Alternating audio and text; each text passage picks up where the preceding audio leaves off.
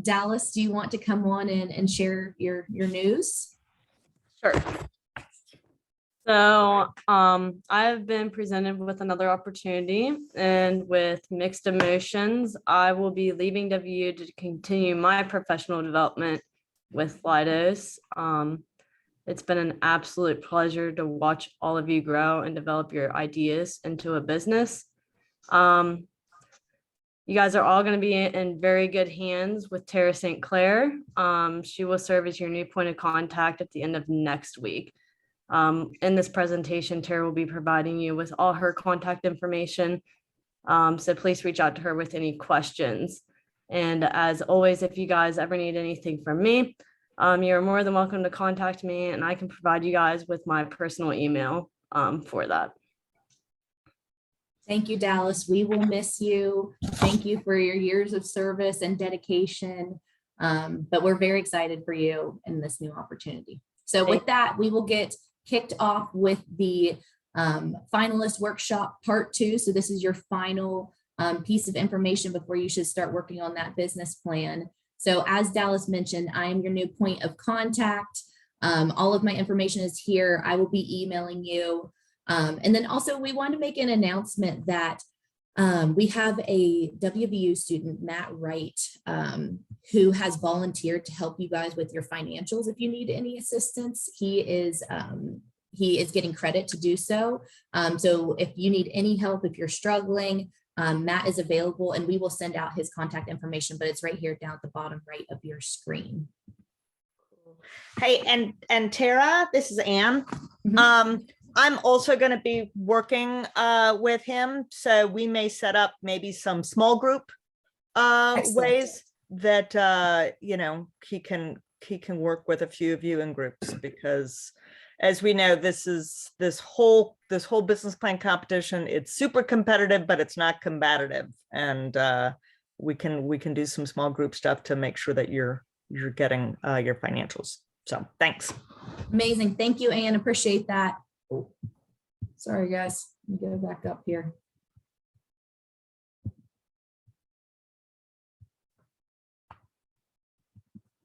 All right. So what we are going to cover today in the final workshop, first off, we will have Jim Matuga. Unfortunately, he was called to go to Charleston, West Virginia today, so he did send a recording of his presentation.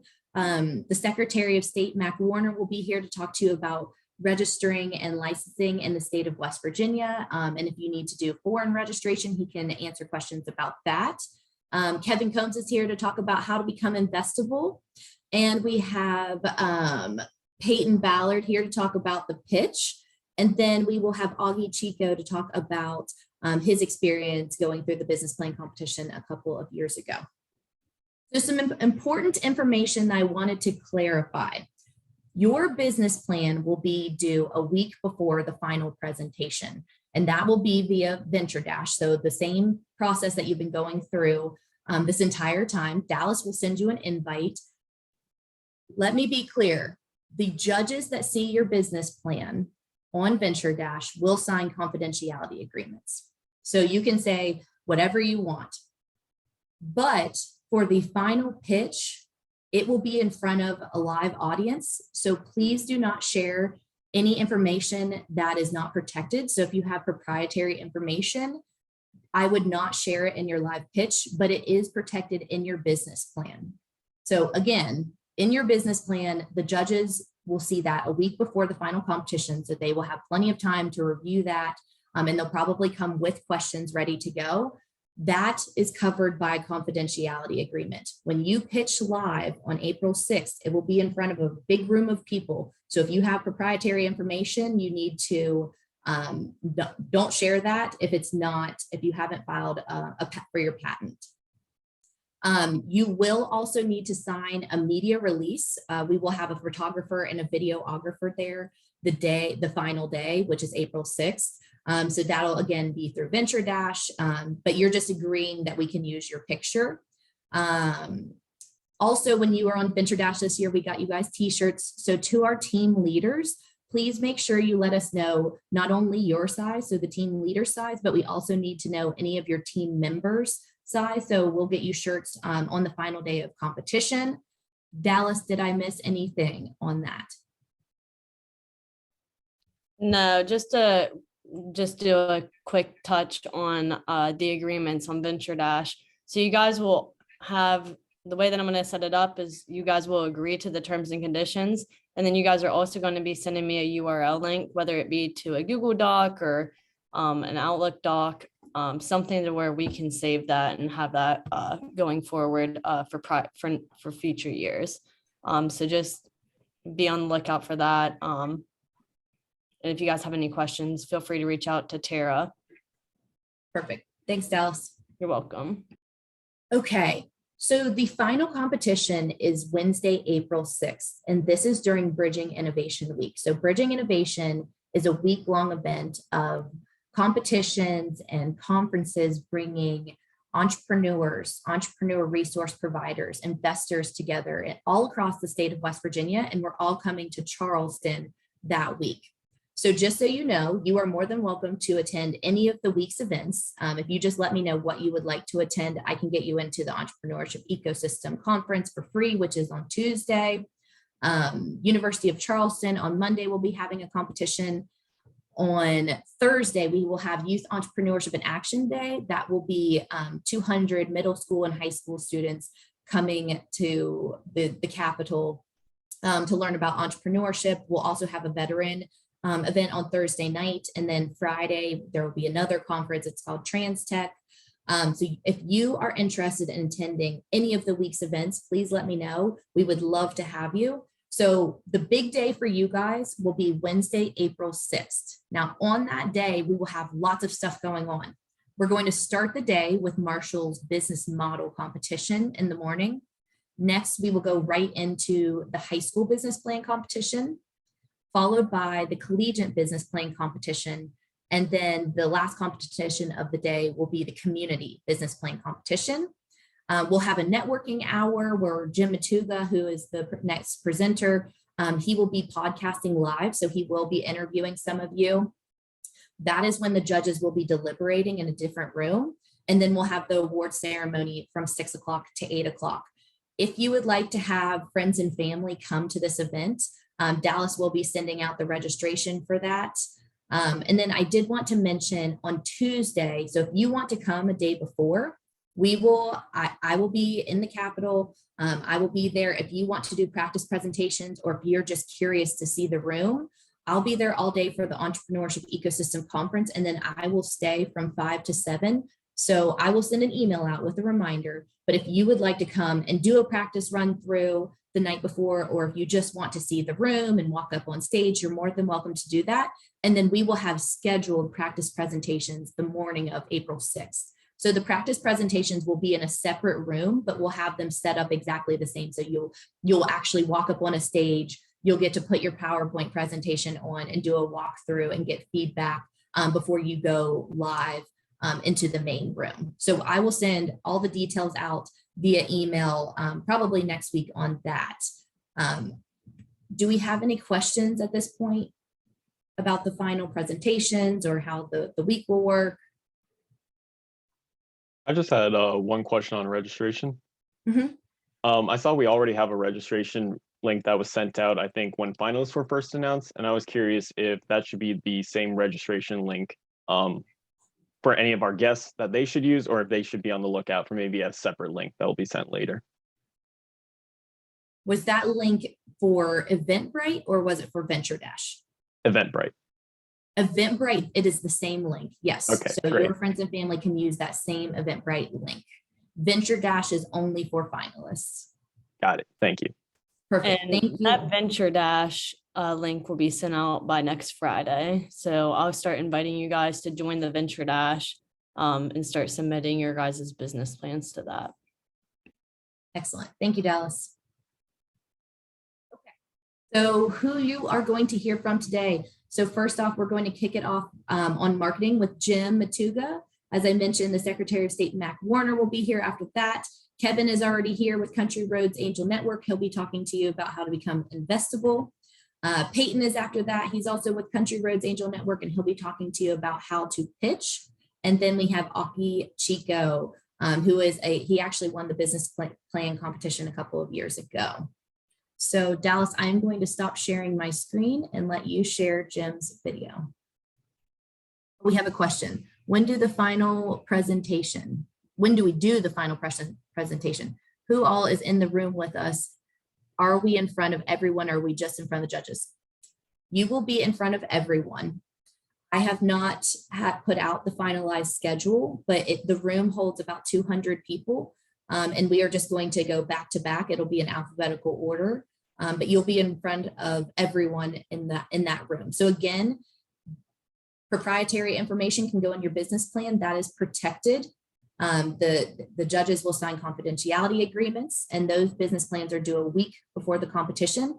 And then when you pitch, you're pitching for what you need, and you are pitching in front of a room full of people, and you will have 5 minutes to pitch. Any other questions on that?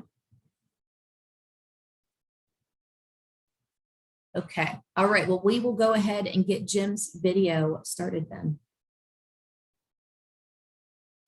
Well, good morning, everyone. My name is Jim Matuga. I'm the president of Interaction Media, an advertising and marketing agency here in Morgantown, West Virginia. And I just want to thank Tara St. Clair for inviting me to be a workshop panelist today. I want to also congratulate each and every one of you on being a finalist for the business plan competition. I know the work that goes into this, the labor and it's a labor of love, and you guys have great ideas and you're bringing them to market. And I think this business plan competition is an excellent thing, and I was thrilled to be a part of it last year, and I'm absolutely honored to be a part of this event this year as well. Our topic for today is your brand will succeed when you simplify, clarify, and amplify your marketing messages. And I hope to shed a little bit of light on how to do just that: simplify, clarify, and amplify your message. And it's all about story. And we're going to talk a lot about story this morning. So I really am looking forward to digging in. But before we do that, I wanted to mention a little bit about myself and my company, just so you know the background that we have and where we're coming from an experience standpoint and expertise. I started my company here in Morgantown in 2011, so we're in our 11th year. We're based here in Morgantown, but we have offices in Clarksburg, West Virginia, and Oakland, Maryland. As I mentioned, we're an advertising and marketing agency, and the two are kind of separate, but they're joined at the hip as well, the marketing and advertising. We'll kind of talk a little bit about that as we go through our presentation. I take a lot of pride in my team. We have a great team here at Interaction Media, and produced many Telly Awards over the years for video production and storytelling. We're also a HubSpot Gold certified marketing agency, the only one in West Virginia. And HubSpot is a great marketing platform, digital platform that encompasses a CRM and a content management system all in one, and utilizing it for primarily inbound marketing. And we also have a formal partnership with West Virginia News in the WV News distribution network at wvnews.com. Some of the services we offer include brand development, websites, and that includes everything from a basic WordPress site, an e-commerce site, to HubSpot sites, high-quality video production, everything from a 15-second TV commercial to a 4-minute training video, and everything in between. Digital advertising, including retargeting, geofencing, all those, everything, OTT, anything that's the latest and greatest in digital advertising. We provide those services for our clients. Social media strategy, traditional media, print, radio, TV, outdoor, marketing blueprint, which is our branded strategy process. We've been refining that for the last 11 years. Graphic design, podcast production, including live stream video podcast production. That's a big thing right now. E-commerce, email marketing, search engine optimization, content development, and the thing that I wanted to talk to you guys about this morning, which is our brand story process. The Interaction Media brand story framework helps our clients do exactly what I promised at the beginning of this presentation, and that is to simplify, clarify, and amplify your marketing message. It's pretty neat. We developed this brand story framework back in 2011, and then when Donald Miller came out with his classic book, Building a Story Brand, back in 2017, we were like, hey, let's kind of rebrand our process, because we're in alignment with Donald Miller's 7 elements of great storytelling to grow businesses, and we call ours now the brand story framework. And we use this through just about everything we do, every message that we put out there, whether it's on any media channel, digital or traditional or social, runs through our brand story framework. And that is what I'm excited to share with you guys today. So what is marketing? There's lots of different marketing definitions out there, textbooks and people that have been in the business a long time. But I kind of am a simple thinker, and I like to think of marketing as talking to the right people at the right time with the right message. Again, talking to the right people, that's your target audience, at the right time when they're gathering information, when they're in the market, and then with the right message. And that message is really the impetus of the story brand or our brand story process. And that's really what I want to focus on today. So why is story so important to your business plan that you're working on? If you launch this business and take it to market, why is the story so important to your business? People buy things almost always because they hear or read words that make them want to buy things. It's the way we talk about our products that move or sell our products or services. So think about that. Whether it's a Google review, it might be a Facebook review, it might be an Instagram post, it might be a 30-second TV commercial on the Super Bowl, it might be a billboard, it might be a radio commercial, it might be an ad on Pandora or Spotify or SiriusXM. Those words that we hear or read make people want to buy the stuff that we're selling. In other words, your product or service. And those words then become the story of our brand. And so it's my contention that we need to tell stories that help our potential customers survive and thrive. So think about that again. We need to tell stories that help our potential customers, those people that are in need of what we're creating on these business plans, to not only survive, but to thrive. It's kind of neat when I think about story. I'm reminded of a great quote from John Maxwell. He's a great leadership guru, and if you guys haven't read any John Maxwell, I highly recommend his teachings and his readings, his writings. But think about this. He says, most people communicate, but very few connect. And that's what story is all about. It's about making those connections. It's about compelling somebody to take an action to do the thing that we want them to do. And that is the essence of marketing. And so I would like to, at this point, talk a little bit about our brand story framework. So our process consists of 8 different steps. Step 1 is this: the customer is the hero of the story, not you, not your brand. Your brand is simply the guide in the process. So we flip the storyline almost immediately with step number 1, where most people, you probably have seen this out there, are talking about me. Look at us. We've won these awards. We've got these many years of experience. We've got this many square feet. We have this many employees. We're the greatest. But what really needs to happen is you need to flip the narrative from the customer's perspective. What the customer is asking, your customer is asking, is, what's in it for me?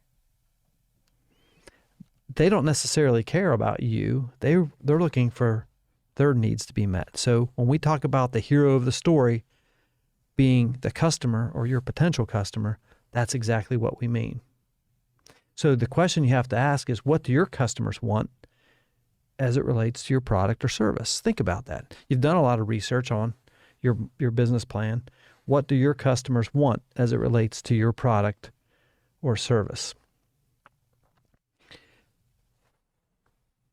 Issue number 2 is companies tend to sell solutions to external problems, surface issues, I would call those. But customers, the people that are buying your stuff, buy solutions to their internal problems, their deeper, more personal fears or frustrations that they experience. So if you think about step 1, the hero, that's the character. The character has a problem. So we must clearly define what our products or service solves. Again, if the customer is saying, what's in it for me, we have to identify what their problem is. So the questions we can ask are, is there a root cause for our customers' problems? Can we personify this as the root cause of their problem? And what might that villain, if you would think of it as a villain, what is the villain in that customer story? What is causing the problem? So I think about that. That's kind of the overall question. Then think about external problems. What is a problem that our customers deal with as it relates to our product or service? And then the internal thing that they're grappling with is, how is that making them feel? So if you think about that framework, think about that question, we don't want to be selling to external problems, those surface issues. We really want to understand the deeper, more personal fears or even frustrations that they're experiencing. So we started with a character, the hero. They have a problem. That's the external or internal. The third step in the process is the customers aren't looking for another hero. They're looking for a guide. That's where we come in. Your brand, your company. So thinking about that, customers aren't looking for that hero. They want to be the hero in their story. So if we take step number 1, a character. Step number 2, they have a problem. Step number 3, they meet a guide. We enter the story as the guide. If we play the hero, we will do a lot less business. But if we play the guide, that's where commerce will happen. People will be connected to our brand. They are going to want to do business with us. So a couple of questions we can ask. 2 things I always break it down to: empathy and authority. So empathy, what brief statement can you make about your business that expresses empathy and understanding for what the person that you're trying to sell to is actually going through? Again, their problem, right? We're trying to address their problem. What kind of a statement can you make that expresses empathy and understanding? The next step in that, and meets a guide, step number 3, is authority. How can you demonstrate competency in solving your customers' problems? So thinking about what your product is, your service is, how can you make a statement that expresses that empathy? We understand what you're going through. We've been there, right? And authority. We've seen this before, and here's how we've helped other customers. That's the authority aspect. So as you're weaving your story, thinking about that in the process. And that brings us to step number 4. Customers, your customers, trust a guide, your brand, who has a plan. You have the plan to get them what they want and what they need. So think of it this way. You are heading on a trip. You're going to climb a mountain. Let's say it's Mount Everest. You're standing there and you've got 2 Sherpas. One Sherpa says, guys, we've got a pretty substantial storm coming in. Don't worry, we're not going to take the north face route. We're going to be taking the west face. It's got a much clearer trail. We've got plenty of provisions. I've got extra food and oxygen. So we're going to be in good shape. Compared to the other Sherpa that says, and the Sherpa is the guide, right? Says, hey guys, let's go. I'm ready to roll. you're going to be attracted to the guide who has a plan. That's a little anecdote that I always like to throw out there because it's very true. People want to have a plan when they're thinking about the buying process. So we want to be the guide who gives them a plan. So again, we have the character, they have a problem, and meets a guide, they meet us as the guide, and we give them a plan. So the process looks like this. Are there 3 or 4 steps your customer can take that would lead them to a sale or explain how they would use your product after the sale? Sometimes we do this as on a digital realm, on a website, as an ebook, for instance, and fill out this ebook or fill out this form with your name and your address, email address. We'll send you this ebook. That could be a great plan. You're giving them your knowledge, your wisdom. Again, expressing empathy, demonstrating competency and authority. You've got this game plan that's going to help them. So list the agreements you can make with your customers to alleviate their fears of doing business with you. That's a great thing to do. Give them that plan. List the agreements that you can make with your customers to alleviate their fears of doing business with you. And that brings us to step 5. Customers do not take action unless they are challenged to take action. We need to call them to action. So many times, you guys probably see it too. We get out there, we make our pitch, and we don't ask for the business. That's what we mean by calling them to action. So, how do we do that? How do we make those calls to action? On a website, that's very easy. On a traditional media like a TV spot, it could be listing a website or a promo code, but we have to call them into action. On the digital platform like a website with e-commerce, it's very, very easy to do. Now, I would argue that there are a couple of types of transactions, calls to actions that we want. One would be a transitional transaction, and a transitional would be something like, you're not ready to buy. We understand that, but here's some free information to help you on your buyer's journey. A transactional would be buy now, right? So we have the transitional people that aren't ready to buy yet as a call to action, but we also have our transactional call to action, which is buy now, order now, something of that nature. So thinking about that. So when you're thinking about marketing, when you're thinking about step 5, asking people to take action, are there transitional calls to actions that you can use to on-ramp customers?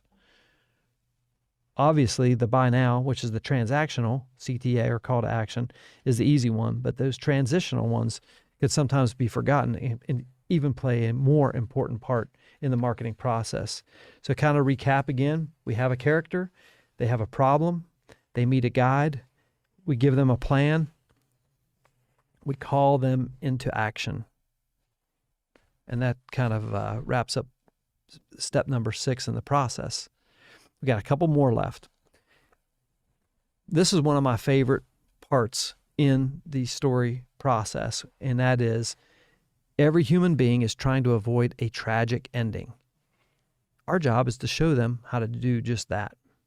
How do we help them, your potential customers or clients, how do we help them avoid failure? So a question we can ask is, what negative consequences will your customers experience if they don't use your brand, your product, your service? What negative consequences will they face? What will they experience? What will that look like? And then thinking about that, how do we frame that as part of the story? And so each of your businesses is going to be different. That is, to me, is like an essential part. Just remember that every human being is trying to avoid a tragic ending. Show them how to do just that. Step number 7.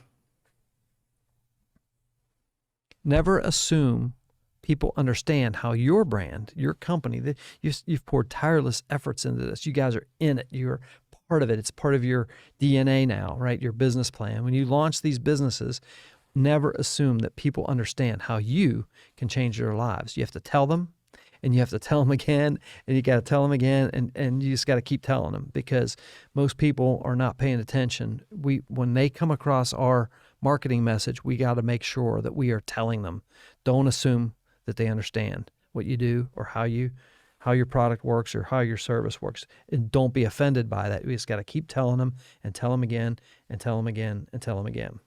So the question I would ask is, what positive changes will your customers experience if they use your products or service?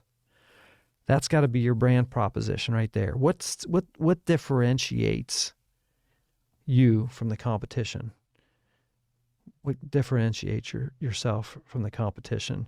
I have a podcast that I have been doing since 2017. It's a weekly podcast when I talk with small business owners and entrepreneurs across West Virginia. It's called Positively West Virginia. You can find it at positivelywv.com. And one of the things that I grapple with a lot is I ask people, what is your 30-second pitch? Tell me what you tell people that you do. And you'd be amazed at the amount of people that owners of companies have been in business 15 years. They can't articulate what they do in 30 seconds.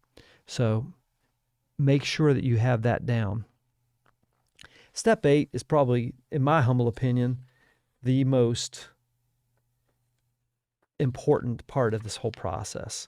Again, going back to the podcast, I ask folks every episode, how do you attract new customers? How do you get business? How do you bring people into the business? They say word of mouth is definitely my biggest marketing that I do, is word of mouth. And I'm like, okay, that's cool. I get it. It's effective. A referral, a positive recommendation. Those are powerful things. But I like it. I have a little saying that I like to say, and that's, word of mouth has to start somewhere. And that's with you, the entrepreneur, the business owner. That's where the word of mouth starts. You got to create messages. There is going to be a narrative about your company. And the question is, are you controlling that narrative, or is somebody else controlling it? So amplifying your message is going through these 7 steps, creating a compelling argument, a creative, compelling marketing message, and then repeating it. Amplify is maximizing or thinking about word of mouth exponentially. Okay, so if you create a word of mouth campaign, it's going to take forever to reach 1,000 people. But if you're doing marketing correctly and you're using different marketing channels, media channels, amplification, turn up the volume on it. Once you get that message dialed in, get it to the people that need to hear it. Again, going back to my original premise of marketing, the definition, talking to the right people at the right time with the right message. Talking to the right people is right here. Amplify your message. Dial in on your target audience. Create the words that we're going to be using through the brand story process. Making sure that we have compelling messages. Test them. Have 2 or 3 things out there. See what's working. Run metrics. Run analytics on it. Understand which digital pay-per-click ads are working. Targeted campaigns, retargeting campaigns are working for you, and just keep doing more of that. That's the way you're going to build these businesses and these brands. Amplification is turning up the volume, making sure that you are getting to the right people. So as we think about the brand story process, I want to give you guys a couple of takeaways, and we're going to play a video here in a minute, and I want you guys to see how this how this plays out in action. We're going to take the first 7 steps, especially the brand story process, and I'm going to show you how this video personifies this process by creating a central figure, the hero of the story. We're going to walk you through all 7 steps, from understanding their internal fear and personal frustrations they were experiencing. We're going to be talking about the guide that enters the story. You're going to see how customers in this case, it's a healthcare facility in West Virginia with multiple locations, how the customer trusted a guide who had a plan. They were challenged to take action, and they did not fail in their attempt. You'll see what I'm talking about here in a minute. In other words, they didn't want to have a tragic ending to their story. They were victorious in their story. And then finally, we will be able to see how this brand was able to change the lives of people. And that's really what it's about. It's about creating a compelling message that connects with people, not just communicates, but connects. Remember what I talked about John Maxwell. So in your marketing, a couple of takeaways before we watch this video. I would encourage you to inspire meaningful action in your marketing. Simplify your marketing message. That's going to help you make more money. And as you simplify the process, you'll refine it and just keep repeating it. And don't forget to amplify the message. Now, we're going to go ahead and watch the video, and when we return, I'll wrap up.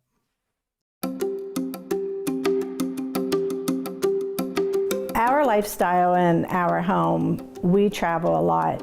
We've been to Iceland, we've been to France, Germany, Austria, and we had a trip planned to go to Tanzania in East Africa to climb Mount Kilimanjaro. It was on my husband's bucket list.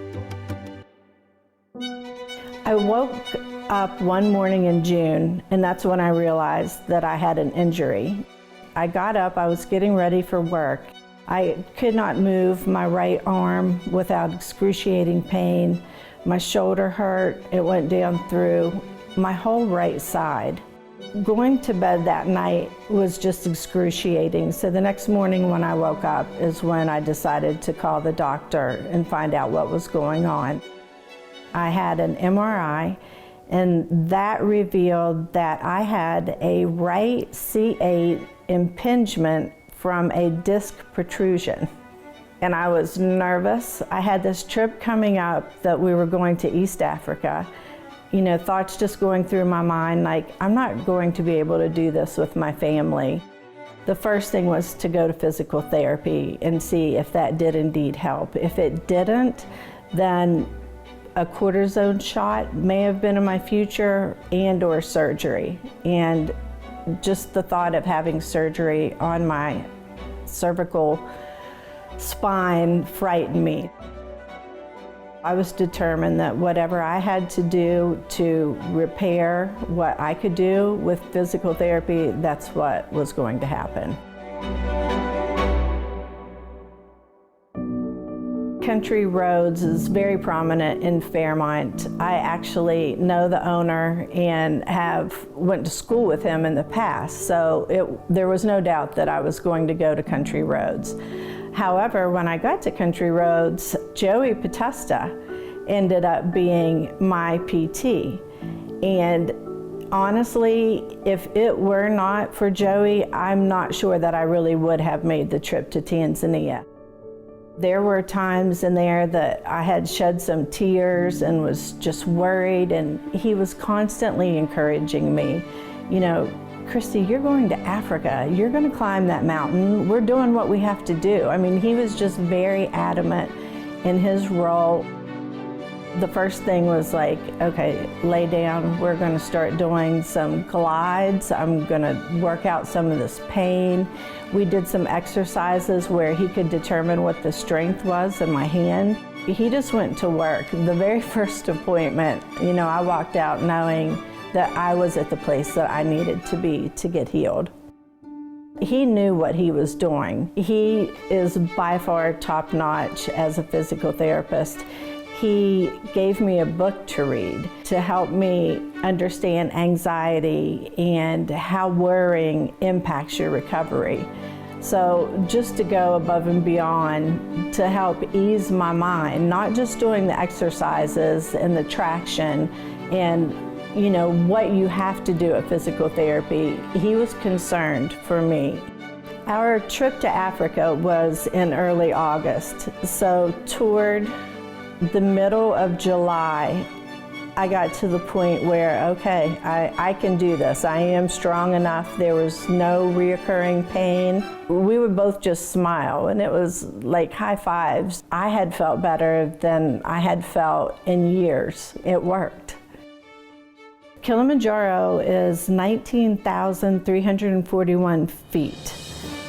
As you're walking up the mountain, you have hours just to think, and there were several times through reflecting of how grateful I am for Country Roads Physical Therapy and Joey Potesta.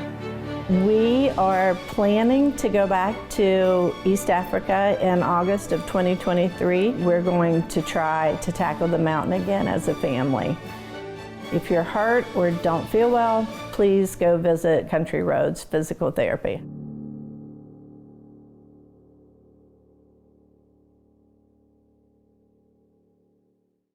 And you can see that's just a wonderful example of a brand story process in action. My team here at Interaction Media did a great job. That's a client called Country Roads Physical Therapy, obviously.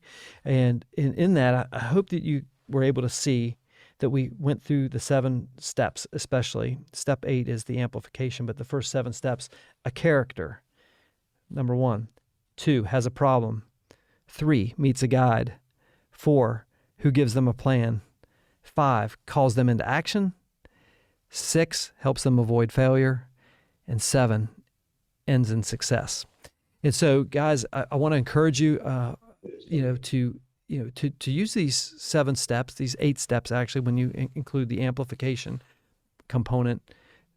These are 7 universal story points that all humans respond to. And without making it sound overly important, these are the real reasons that customers make purchases. So I want to encourage you to simplify your brand message so that people understand it and act on it. They take action, they're compelled. And how really to create the most effective messaging, not only for your website, but for your brochures, your social media, your traditional media like TV and radio, informative videos, and even when you're conveying your message internally to your team. It helps you to really define that. Spend some time developing your brand story. I want to encourage you guys. I think that, again, it's been an honor to share some of my thoughts with you guys.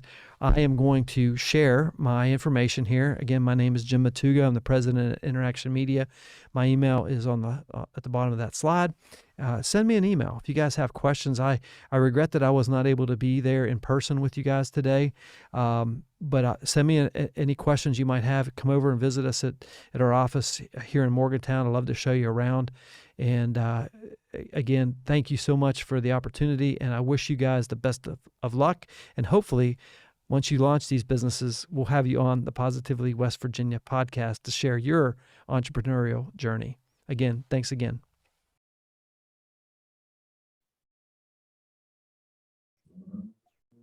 Kevin, can we put you up to bat a little sooner than the agenda says? Sure, absolutely. All right, guys, this is Kevin Combs with Country Roads Angel Network, and Kevin has a couple of slides that he's going to go over and talk about how to become investable. Give me just 1 second here.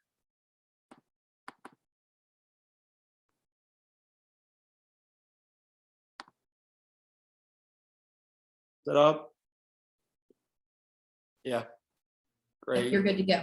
Cool. Just bear with me 1 second here. All right. So usually not my style. I prefer just to engage. So I'm going to put these slides up and kind of go through them. But then if everybody's comfortable with it, once we kind of talk through these, let's go back and take questions and discuss anything. On the other side of that, if you want to stop me while I'm going through, I'm really easy going about this. Okay. So Country Roads Angel Network is a angel group that came about 24 months or so ago. We spill out of the New River Gorge Regional Development Group and the Hive in Southern West Virginia. And the concept of Country Roads Angel Network was to put an angel group in West Virginia to fill a void that was there in the capital stack for startup companies. So all of you guys, they're in this business plan competition, and I've been really blessed to be involved with this for several years now. Have an opportunity not only just to compete in this competition, but potentially and hopefully start your own companies after. So Country Roads Angel Network will potentially be an entity that you can go to and seek funding from. So let's talk about, what it is that we would be looking for. Here, I've got a little lag. So there we go. So I lined it up like this. So what things are investors looking for? And we'll go through these. So team, product market fit, market size, margins, business economics, market timing, data, and be ready before you raise. So let's see if my slide deck will advance. Let's see, let me try it down here. There we go. So know that this is me speaking today, right? I'm one person. The world is full of different types of funders and personality types. So although I'm going to give this to you didactically like it's the gospel, it's an opinion, okay? So in my opinion, the most important aspect is who the team is. Who are the people? What are their track records? Are they fully dedicated to this business? Are they still in school and they're going to do this? Are they graduating, taking a job, and this is going to be a sideline hobby? All of those things come into play.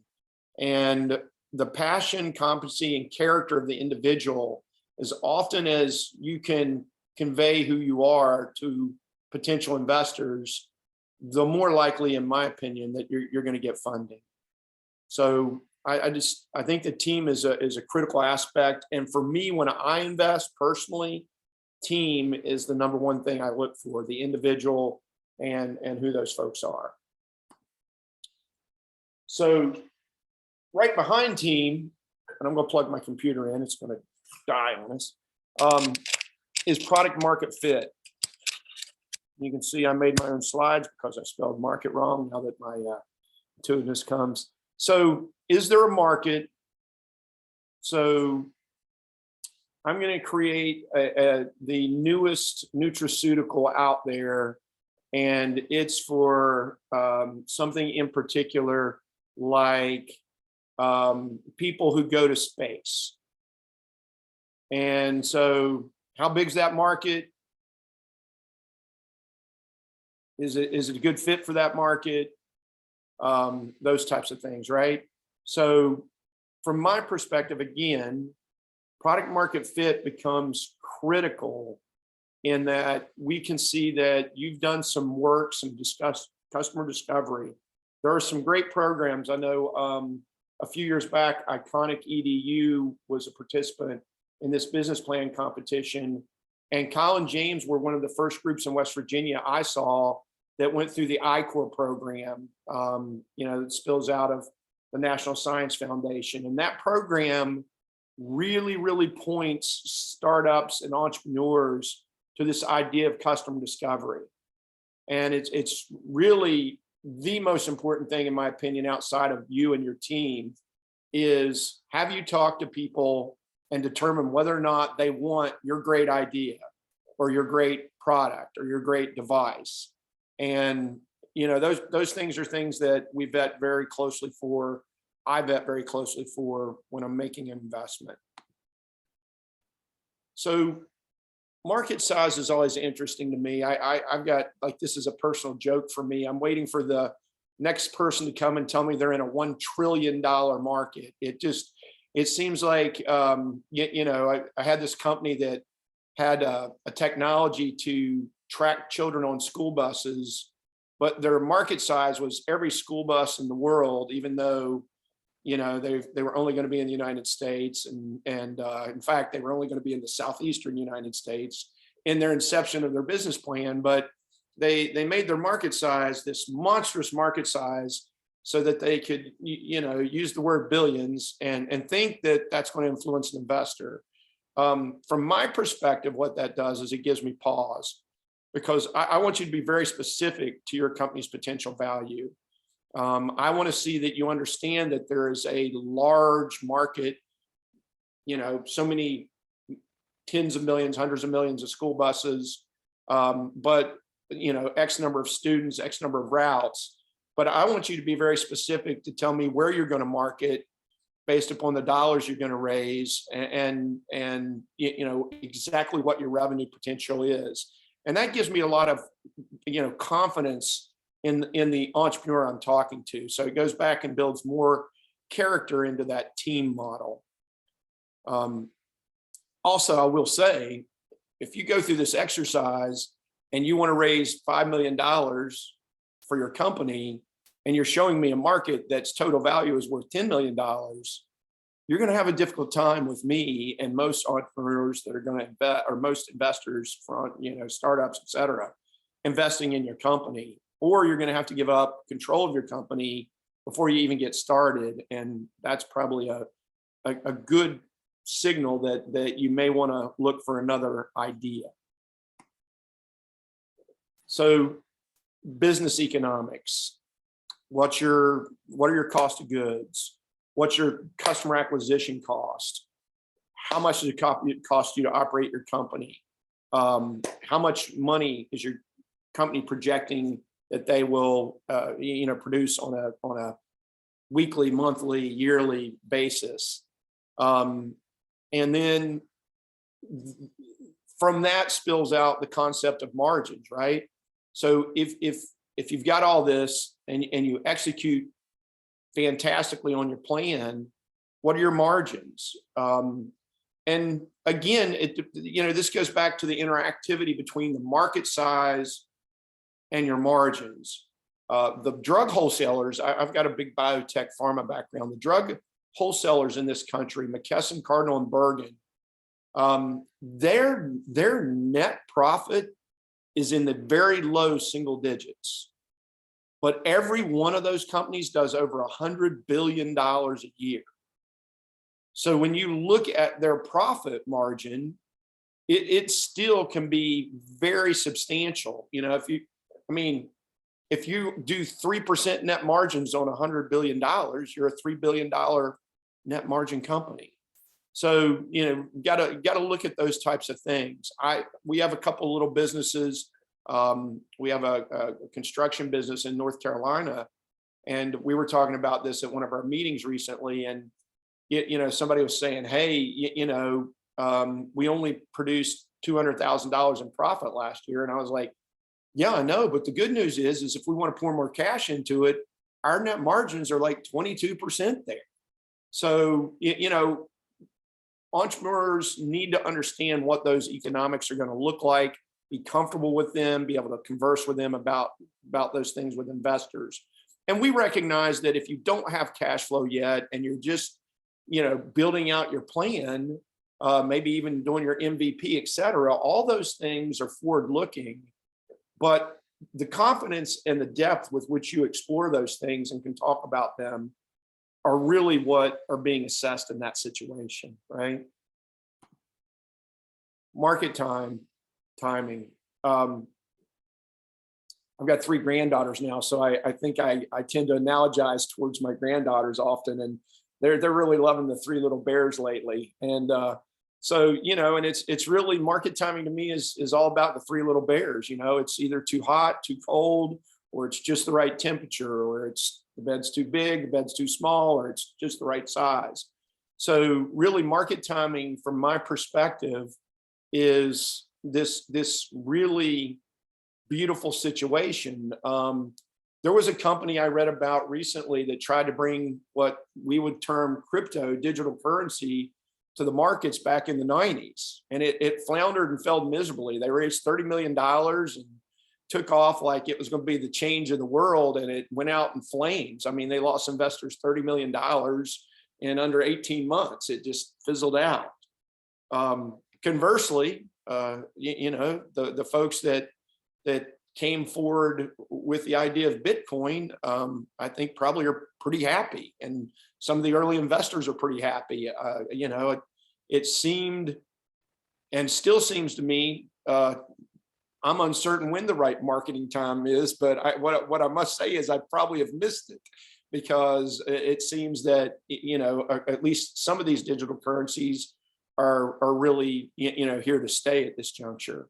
So, market timing is something that's very almost impossible for you to control, but still yet looking for an entrepreneur to understand whether or not they're way too early, whether they're way late. I mean, if you're the fourth, fifth, sixth company into a space, you better be convincing me that you've done some customer discovery, and everybody else missed customer discovery, right? So market timing, very important. Data, internal and external inputs.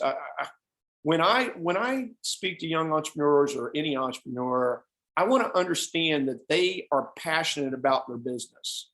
And if they're passionate about the business, they know the data of their business. They know internally what's going on in their company. I mean, there may only be that one entrepreneur, but if there's more than you, if there are 3 or 4 partners, you guys are mapping what you're doing, and you can tell us what you learned from your customer discovery, and you can give the business financials I discussed, at least in a projected fashion. I know Tara said, I wrote it down, Matt Wright is going to help you guys with some of your financials. I mean, you guys ought to be interacting with Matt, because if you're really serious that you're going to raise money, perchance you're going to come to Country Roads Angel Network at some point here relatively soon, because you win the business plan competition and you're ready to roll. You got to really understand these things. So I would say the other aspect of this is, don't bog down the initial pitch deck, though, with every piece of data you ever heard or knew, right? Give some key top line data, internal and external, have the rest in the back end, and really funnel that towards your presentation as you engage more with an investor, and as they ask for more diligence types of questions, give them the data, right? And if you don't have the data, don't try to give data that or opine on that, right? Just share that you don't have that data, that you'll acquire that data if it's necessary for an investment. Try to understand why somebody might want that data, right? And then put everything else in your reserve and backup when you're pitching. So bake that cake. I mean, this is the area that really entrepreneurship to me is all about. You can't wait until something's fully baked, because if you do, I believe you're going to miss opportunity. You're going to miss market timing, and the world's a competitive place. So if you're trying to get that cake perfect, and you put the icing on and scraped it off 10 times, and you just keep it, you're going to run into trouble. On the other hand, if you bring that cake in and it won't even form up, that's sometimes very difficult for an investor to make an investment in. If I really, really like you, I might be willing to do that. I mean, if I think you've got that much skill set that you're going to get that cake baked and get the outcomes you want and we want as investors, then okay. But to the extent possible, get as much done as you can prior to your seed raise. Your family and friends are very forgiving. And when I say that, I mean, it's what that is, right? They're going to overlook some inadequacies because they believe in you. And you have a direct connection to family and friends. As you move out into the investor network, you've got to leave your network and your circle of comfort, and you've got to start sharing and answering questions that become more difficult. So don't wait forever to make that move. It won't be perfect when you go. Acknowledge that the lack of perfection, but give the reasons why it's still going to succeed, right? But be as close as you can. And again, in my opinion, people either want to be entrepreneurs or they don't want to be entrepreneurs. You say entrepreneurs, they either want to be small business owners or they don't want to be small business owners. They want to be large business owners or they don't want to be large business owners. There's a lot that comes with this. I mean, the safety net goes away. Nobody's paying your insurance. Nobody's worried about your college loans. It's all on you. You got to make it happen. When I see that person, I know that person because I don't hear any of that. All I see in them is the passion for whatever they're doing. And when an investor sees that in an individual, they still need all the other things we've talked about to give them some comfort. But at the end of the day, there's just no way around it as an investor in early stage startups. You're betting on the person. And if I don't think that you really want to be doing what you're doing, or I think at the first sign of a challenge that there's going to be no persistence or tenacity, grit's the big term, or it was here in the MBA world recently. So I assume that's still true. But I look at it and I go, you know, it is really what I believe about West Virginia. That's the other power of this for me, a kid that grew up that's almost 60 in Southern West Virginia. I mean, everybody got out of bed at 5 a.m. and crawled into the bottom of the earth and powered this country for the last 120 years. If they grew up in the state of West Virginia, I mean, at least 90% of them did. And that's what we did. And they did it endlessly, right? And to the detriments of their bodies and you know, to the detriment of kind of being able to, you know, spend time with the family, et cetera. So the passion has to be there. And inherently, I think that's something that comes from, you know, growing up in West Virginia. And I always felt like being a kid that had a lot of roommates that were from outside of West Virginia. When those kids showed up at WVU when I was there, they seemed to possess that same type of tenacity that I had. So I think that exists. And, you know, it's something hopefully people that come to West Virginia take to heart. So I'll stop sharing there. And let's see if I can get back to the main room. So that's it. I mean, like I said, I usually don't use this format because it's just, I'm kind of a spur of the moment thinker. But at the end of the day, I think for this group, as you go into this, those should be some good things to help you think about, at least stir some thoughts in you as you're going forward. So any thoughts, questions I can help with? I got a question. Okay, fantastic. When it comes to team size, is there a way that investors, like, do they not like it if there's just one person? Do they not like it if there's 5 people? Like, is there a min max kind of thing?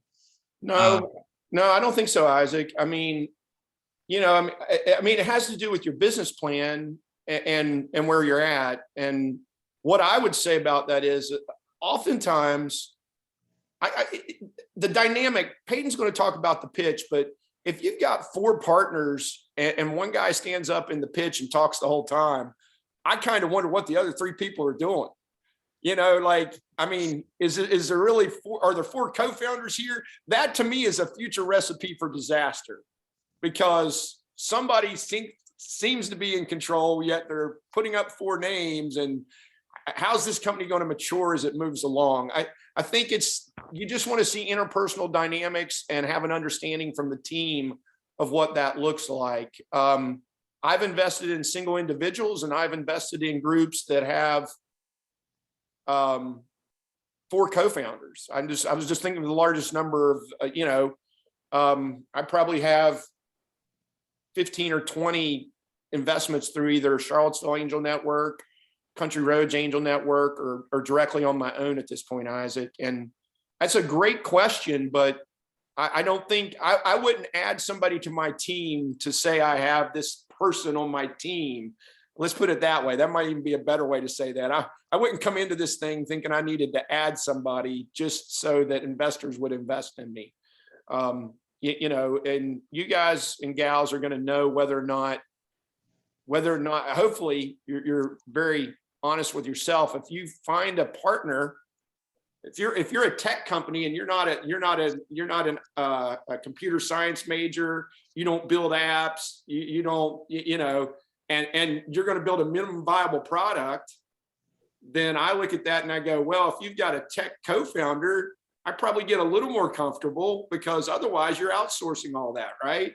So if you're a marketing major at WVU, God bless you, you know, at the great school, you'll get a great, but if you go over to the computer science lab and have coffee with a bunch of people and find yourself a CTO, that, you know, I probably get a little more comfortable, right? Otherwise you got to find an advisor, and there are good ones out there, you know, but at the end of the day, does that help, Isaac?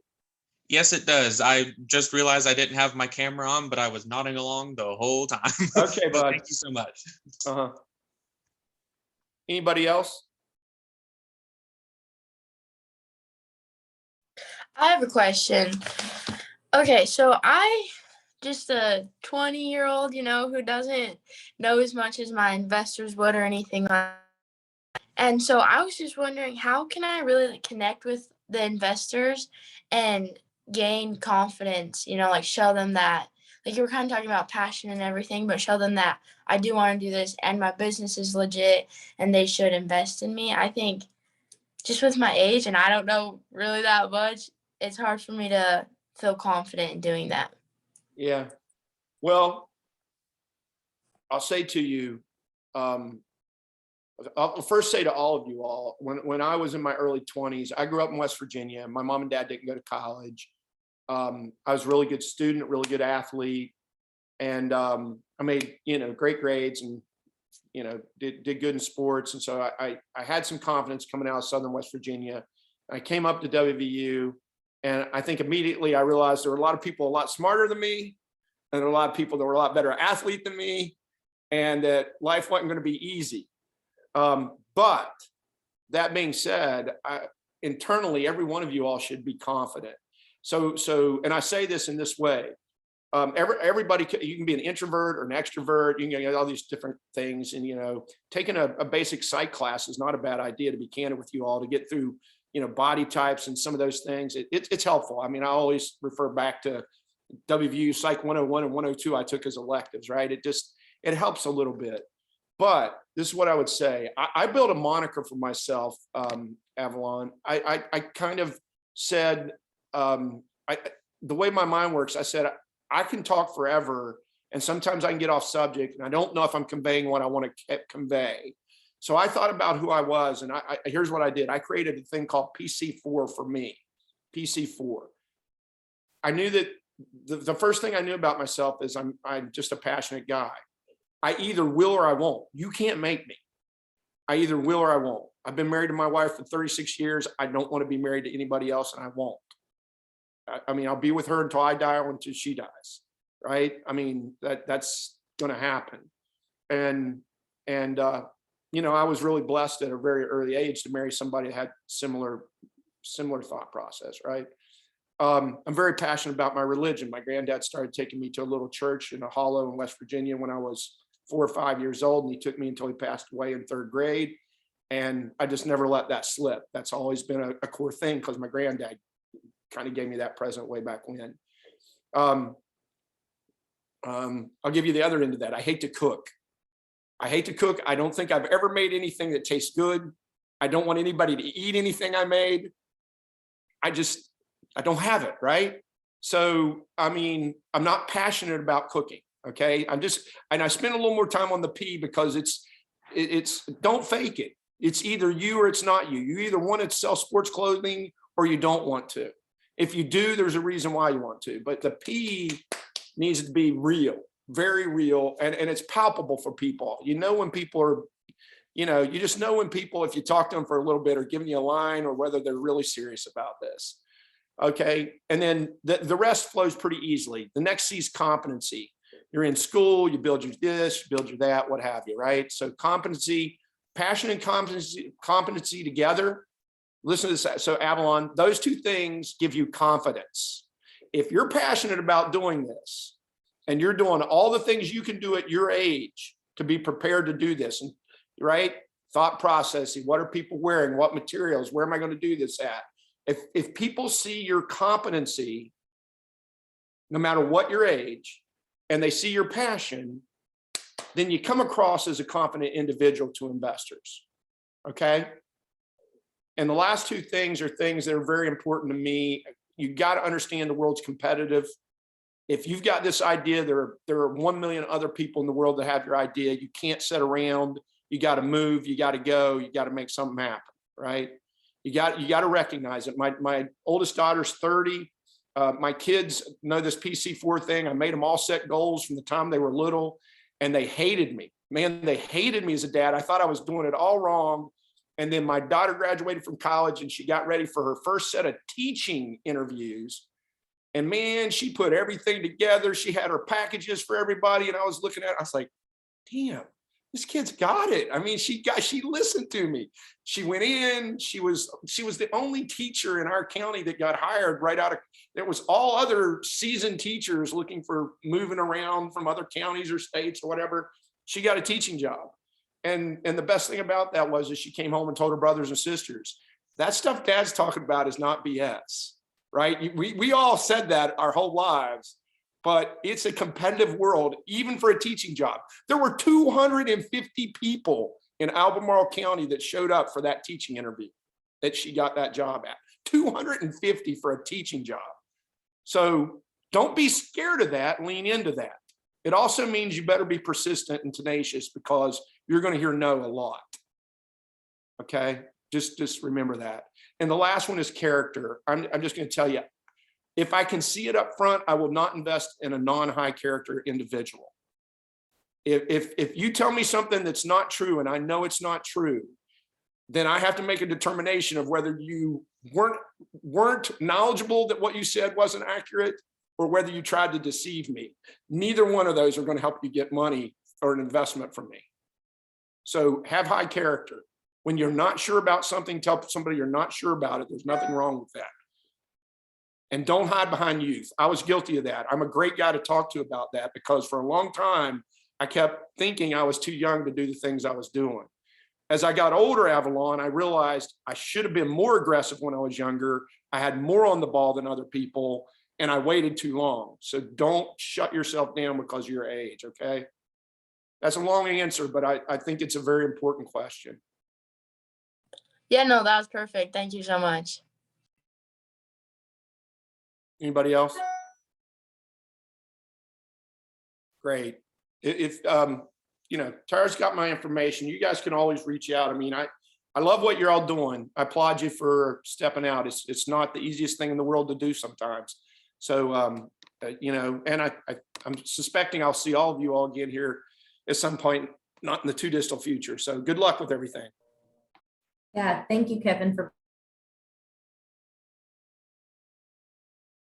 being here. And feel free to jump back in, because I know Peyton is going to go next, and Joe is here, and he is our final speaker. And Augie went through the business plan competition, and we just kind of want to, talk about the pipeline that we are creating. So I really appreciate you being here and your continued support of the business plan competition for years. So with that, we'll turn it over to Peyton. Hey, everybody. So I just want to say, Kevin's a humble guy, and I get the opportunity to work with Kevin on a pretty daily basis at this point. But if you take anything away from what Kevin said, this is someone who really knows what he's talking about. Those pieces of advice are not wayward. They come from his heart, and he's been there and he's done that. I don't think that he gave a very long introduction to himself there, but he's generated $3 billion worth of returns for his investors, for companies that he's worked for or built, and he's invested, I don't even know how much of his own dollars in other companies at this point. So, he really does understand the space and understand what he's saying. And so, take heart to those things that he said. So having said that, kind of what I want to talk about is, Kevin talked to you about how do you become investable. And then, okay, so you're investable and you have to get in front of investors. I mean, what are you going to say to them, right? What's the format you should use? What's your pitch deck supposed to look like? Are you supposed to have certain things and not certain things? And as Kevin said, this changes quite a lot based upon who you talk to. You can research and you'll find lots of great content. They'll tell you to put different things in different places in your slide deck. They'll advise you one way or another. We have at Cran, I'm putting a link in the chat to our investment tab, and I'll share my screen briefly here to share what I'm getting ready to go over, but I'm not going to read you through very in depth what we call our perfect pitch. Just 1 second here. All right, so here's the investment tab on our website, and this is how if you are looking for investment from Country Roads, this is kind of where you would go to get that brief introduction to who we are, what we're looking for, and it tells you even how to go about making an application and apply. We do serve all 55 counties in West Virginia. We utilize a platform called Gust to kind of house our applications. I would advise all of you, if you're thinking that capital raising is something you're going to be doing, there's a couple different ones. Gust is the most prominent. It's the one we use.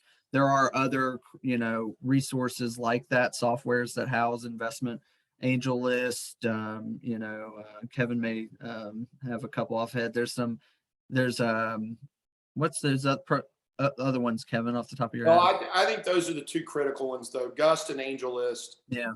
Most organizations, I mean, as a percentage, will utilize those two, and you can kind of go through geographically and look at angel groups that are in those geographic areas and or specialty sectors. So I think that's perfect, Peyton.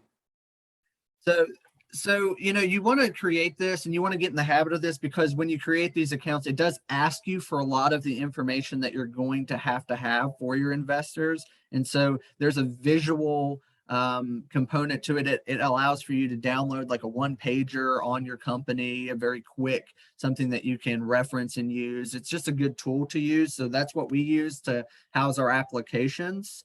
But we did think, okay, you're in a situation where you're looking to present to investors and you need to have some idea what they're looking for. So we kind of took some resources and crafted what we call our perfect pitch. And like I said, I'm not going to go through and read each slide down to you, but I wanted you to have a visual representation of what it is that we look for and what any angel group or venture capital group, private equity investor is going to look for through this process, right? So some of those things are, you're going to have a cover slide, right? Who are you? Put your logo on there. Let us have a visual representation. What is it? What's your company? What product do you have? What services are you giving? What problem are you, have you identified? What's the solution to that problem that you've just identified? And then you walk in through your ask. This is a critical one, right? Investors know you are asking them for money. And so you want to put your ask in, relatively early in your slide. You want it to be clear to your investors, or the potential investors, that you're looking for X amount of money and you have some sort of deal structure involved there. Most of the time you hear about equity investments. So you're giving a piece of your company away for those dollars that they're investing in. But there are lots of different deal terms and deal structures. I'd advise you to have some, inclination as to what you're wanting to do. This is a negotiation, though. And I think that a lot of what I'm going to talk through it once we kind of run through these slides is some of the psychology behind this versus just like, as Kevin said, putting every piece of information about your company in your slide deck isn't going to do a whole lot for investors other than make them read a lot. And I can tell you from experience, they don't want to read everything about your company, when they haven't had the opportunity to hear from you yet, right? When you have your business plan, if you've got a 25-page business plan and you're submitting that along with your pitch deck, Kevin, you know a lot of investors. I do too. I don't think many of them are reading your 25-page business plan before they ever hear from you. And so, you know, it's important to have these structures built out, but it is, you know, it's also important to know when and what to say.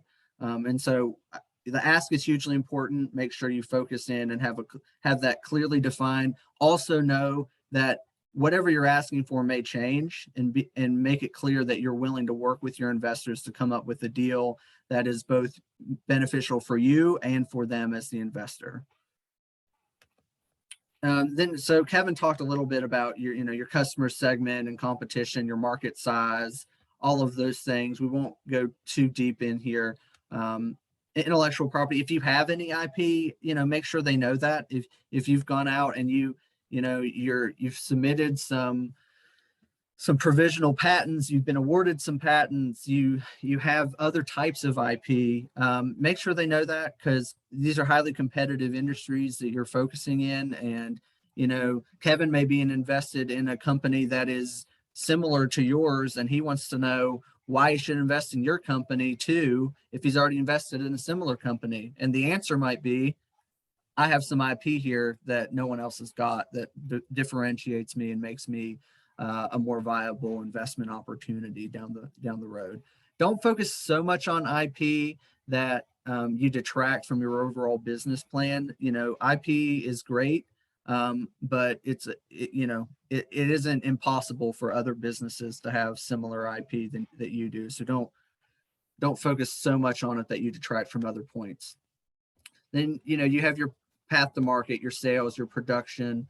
Again, Kevin talked about that a little bit. You want to make sure that this comes through really clearly as well, because when you start to build in this next slide, your financial assumptions, you kind of have to be able to explain why you've made those assumptions when you get to your finances. And you're going to base that off of, you know, your path to market, how your sales are going to, you know, track over the next, you know, couple of years, and how you're going to get to those finances. So make sure you understand your path to market well. Make sure you understand the barriers to entry to your market well. That's another thing that we, you know, see quite a lot is, you know, as Kevin mentioned in his talk, they'll come in and they'll say the market size is, you know, every bus in the world, right? Every school bus in the world, but they don't address or think about what barriers to entry they may have, you know, and that's a huge part of it. So you get to your financial assumptions, you know, they are assumptions for a lot of you at the stage you're at. If you are a business with, you know, long history of revenue, you know, you have a couple of years of sales behind you, you need to make sure that you're including those things, but also that your assumptions are you know, appropriate to sort of the level that you have historically shown. You want to show progress. You want to assume you're going to do well and make money. But you also need to be realistic. And if you haven't sold anything yet, you know, you'll hear investors say, you know, sometimes assumptions aren't worth the paper that they're printed on, because you just don't know yet. But if you've done your diligence on your market and your path to market, your sales strategy, your marketing strategy, then some of these assumptions can be pretty close, and at least they're based in reality, which is the biggest thing here. You just want to prove that you know enough about your business and your industry that you can create reasonable financial assumptions, and investors know that those may change or not look at all like what you're presenting. They understand that. And so don't be fearful that, you know, they're going to challenge, you know, your financial assumptions later down the pike if they don't match up to what's on your pitch deck. That's really not what they're there for. And then Kevin talked a lot about the team here, and what he had said there is probably the biggest thing I hear from all of our investors in Crayon or stakeholders across the board is about your team. Be humble. I think that's one of the things that it's easy as you start to gain traction and success. Make sure your authenticity comes through, that you're humble, that you know your stuff, you know your numbers, you know your data points, You don't have to put it all in one slide deck. But you will get questions. And I think your ability to answer questions in a way that is humble, it shows that you're intelligent, and that, to use Kevin's, it shows your passion, it shows your competency level. Those are all the things they're looking for when it comes to explaining your team, who you are, and what you're able to accomplish. The analogy you'll hear often from investors is, that they invest as much in the jockey, which would be the team, as they do the horse, right? Which is the company. And that's, a really true analogy there. And so you'll notice that we put the ask again here. The reason we do that is because you're going to say it up front, and then you're going to go into a lot of details about your company, and you're going to, give a lot of information there. And your investors may need to, once they've heard what you're asking for, they listen to what your business is, your model, your market size, who's on your team. The first thing they're going to think again is, okay, how much money were they asking for again? And this gives you the opportunity to, re-emphasize this. One of the things we put here is that, a pie chart's a good vehicle for this slide, because you also, when you ask for money, you need to tell them what the money's going to be spent on. So this slide 10 gives you a chance to reiterate the ask, but also, how are you going to use that money? And if I can't tell you how many times we see pitches come through and they say, I need $200,000 to start my business and get it moving forward. And I'll say, okay, what's that money for? And they say, well, it's, for operations. And it's like, no, what specifically are you going to use this money for? Are you going to hire a staff person?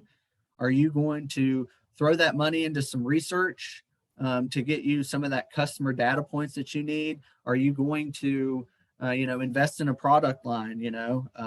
What is it you're planning to do? Likely it'll be a mix of all of those things, right? And that's why a pie chart's kind of a good visual tool there as well. Peyton, can I just jump in really quick just to clarify for everyone listening here? When you're pitching, he's speaking about pitching to investors. When we're talking about the business plan competition for the high school, the college students, and the community students, they will have a pot of technical assistance funds. So you are saying, I need money for a provisional patent or prototyping or whatever it may be. So we will not be taking any equity for that money that we'll be giving out at the business plan competition. But Kevin will be one of the judges that are on that panel. And the idea is, if you are looking to be invested in, Kevin will be scouting for who he is going to be inviting next to pitch. So you are not going to lose any equity by getting money from the business plan competition. But what Peyton is talking about is if you're pitching to investors, and that's the goal for us, that we're trying to create a pipeline. So just to be clear, no one is taking any equity out of the money that you win from the business plan competition. Okay, sorry, back to you, Peyton. Yeah, well, thanks for that. And it's so important to know your audience too. And your pitch deck is kind of like your resume. You may have heard someone say your resume is like a living, breathing document. So is your pitch deck, right? And so, for the business plan competition, make sure that, all of these slides here are tailored towards your audience that you're speaking to there, but the principles that are on these slides will apply no matter what. But thank you, Tara, for making sure they understand that, the competition isn't going to take any piece of your business. But again, when you are asking for those funds, so this is slide 10 here, where you're kind of doing a use of funds, that's still really helpful. If you're competing for a prize, if you get a prize money, what are you gonna, use that money for? That's just a helpful thing. But up here on slide 4, if you use this particular model, you may need to clarify, and don't just, say that you're asking for $200,000 for 10%. That won't be the audience that you're doing for the business plan competition. So hopefully that covers, clears that up, Tara. And so, and then your closing slide should just be quick, contact information, and then open the floor for questions if that, is available to you there. There are a lot of other slides you can put into your pitch deck for this competition or for investors that you can do some research. We give a couple of more, options there in this too. But I just went through a lot of that, and like Kevin, I don't really like reading to you, things on a slide deck or this stuff. So I'm going to let you guys read that, and I want to open the floor for questions and let you ask some things, and then I'll kind of cover a couple of other things about the psychology around the pitch as we go through that. So I'm going to stop sharing my screen here. And first and foremost, is there any questions on some of the pitch materials that you may put into your pitch deck? I got a question. Go ahead. So this might be a dumb question, but how long do you would you say it would normally take someone to get through all 11 of these slides? Well, that's a good question, actually, because most pitch competitions or, when you're pitching to investors, they will have a time limit for how long your pitch needs to be. And so depending on how long you have to tailor your presentation to that. And so you may have 11 slides and you may not have enough time to adequately go through the detail of all 11 slides. So you have to be flexible enough in your presentation and delivery that you can get enough information into the ears of your investors without going over your time. Tara, can you clarify how long they have for this pitch? Absolutely. So you guys have 5 minutes, but just remember the judges will have access to your business plan a week prior. So they'll already be familiar with what your business is. And then you can also give handouts the day of the event. So let's just say you're like, man, I can't cover all this stuff in 5 minutes. You could say, my time is up or my time is running up. I have put a handout in front of you. Please reference that if you have any questions. And then that prompts them to ask a question about something that you have handed to them. I made 3 notes I was going to slip in at some point. So you guys have a very definitive time, 5 minutes, right? So that's awesome to know. And when you pitch live to CRAN, we actually give you a time limit, a little bit longer, and a Q&A period as well, right? But my mentality, and I know this is a pitch competition we're talking about in general up front, but my analogy is like first date to second date, right? Like if I go on a first date and I want a second date, and I'm trying to give enough information on the first date that somebody can decide whether they want to have a second date, right?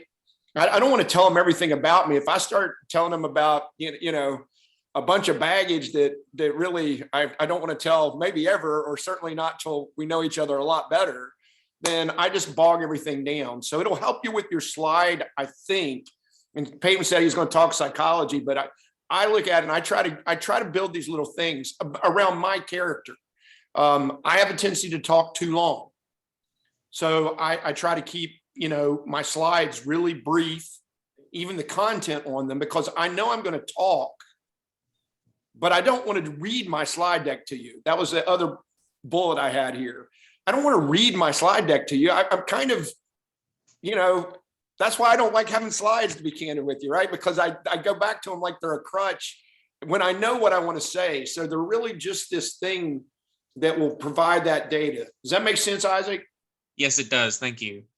And to add to that, one of the other reasons why on our perfect pitch deck, we don't list very specific things in each of those slides to include, like you need to have these 10 types of financial information on the financial slide assumptions. We don't do that on purpose because of what Kevin just said. You know better than anybody the points of information that you're trying to get your investors to hear. And it should just be a bullet that you are able to reference and you can give a verbal representation of. You don't need to have it all listed, there in very huge detail, especially for the lens that you're looking at it for in the business plan competition. You have certain things you really need to hit, right? And you need to have that other information there, but you really are going to need to focus in particular areas. I think some success that I've seen too in years past is, for example, Isaac, you bring that 3D printing of your models and you put that on the judge's table and let them pass that around. You can say, now you can see that this gargoyle looks like this, but I can create it in 6 different ways. Avalon, you bring your patented technology of your material and you say to those judges as they're passing around, say, now when you pull that, I patented it because blah, blah, blah, blah, blah. So bring those tangible things and show the judges, here's what I've been working on, so they can see that and touch it. And then you only have 5 minutes, but there's also Q&A. So you are trying to prompt these judges to ask you questions. Yeah. I feel bad today if you guys don't ask me questions, right? Like, that's the way I judge myself. If you don't get any questions at the end of your presentation, I doubt seriously 1 or 2 things happen. Either you totally disinterested people, right? Or they look at the situation and it's so complex that there's nobody there that's following you because you've gone off on some tangent. That happens a lot with people that come in with, crypto or high tech ideas, is they have to recognize their investor pool. And if their peers aren't in that investor pool, you just talked over everybody. But exactly what I said, you're getting a second date. The Q&A is the second date, kind of, in this business plan competition, right? So if you're getting questions in the business plan competition in the timing that's allotted for questions, then in your mind, as you start answering them, you're like, yes, that should build your confidence, Avalon, right? Because I got a second date. Somebody asked a question. You've heard like the old adage, leave them wanting more. I mean, and I think that's kind of really what you're doing, here too, right? Leave them wanting to ask you questions, leaving them curious and interested in not only your business, but as Kevin has said, in you as well, right?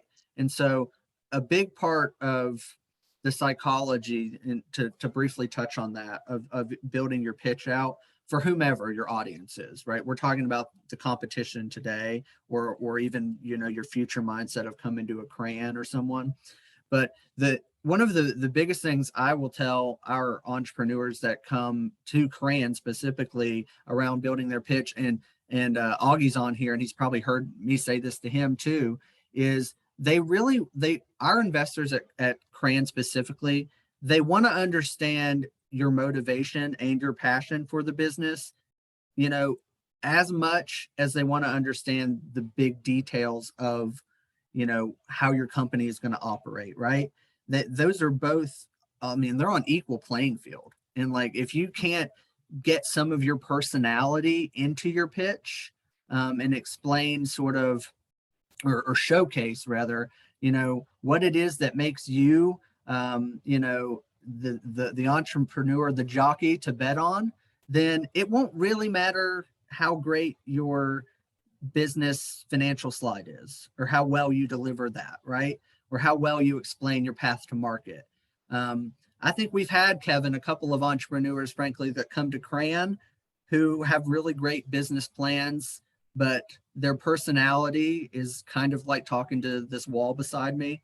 And, it's really hard to get excited and energized around that. So, that's what I would say, from the psychology part of it, really focus in on putting some of your personality into it as much as you are talking about, the very specifics of your business. Don't let your personality detract, don't be a jokester and don't talk about your business, right? You don't want that, but give enough of a flavor. And Augie, I saw you come on there. Did you have something to add to that? No, I agree with what you're saying 100%. Just, make sure that, your personality is present. People are, as you said, they're investing in, especially in stages that we're in right here with the business plan competition. They're largely investing in the person, in you, as much as the company.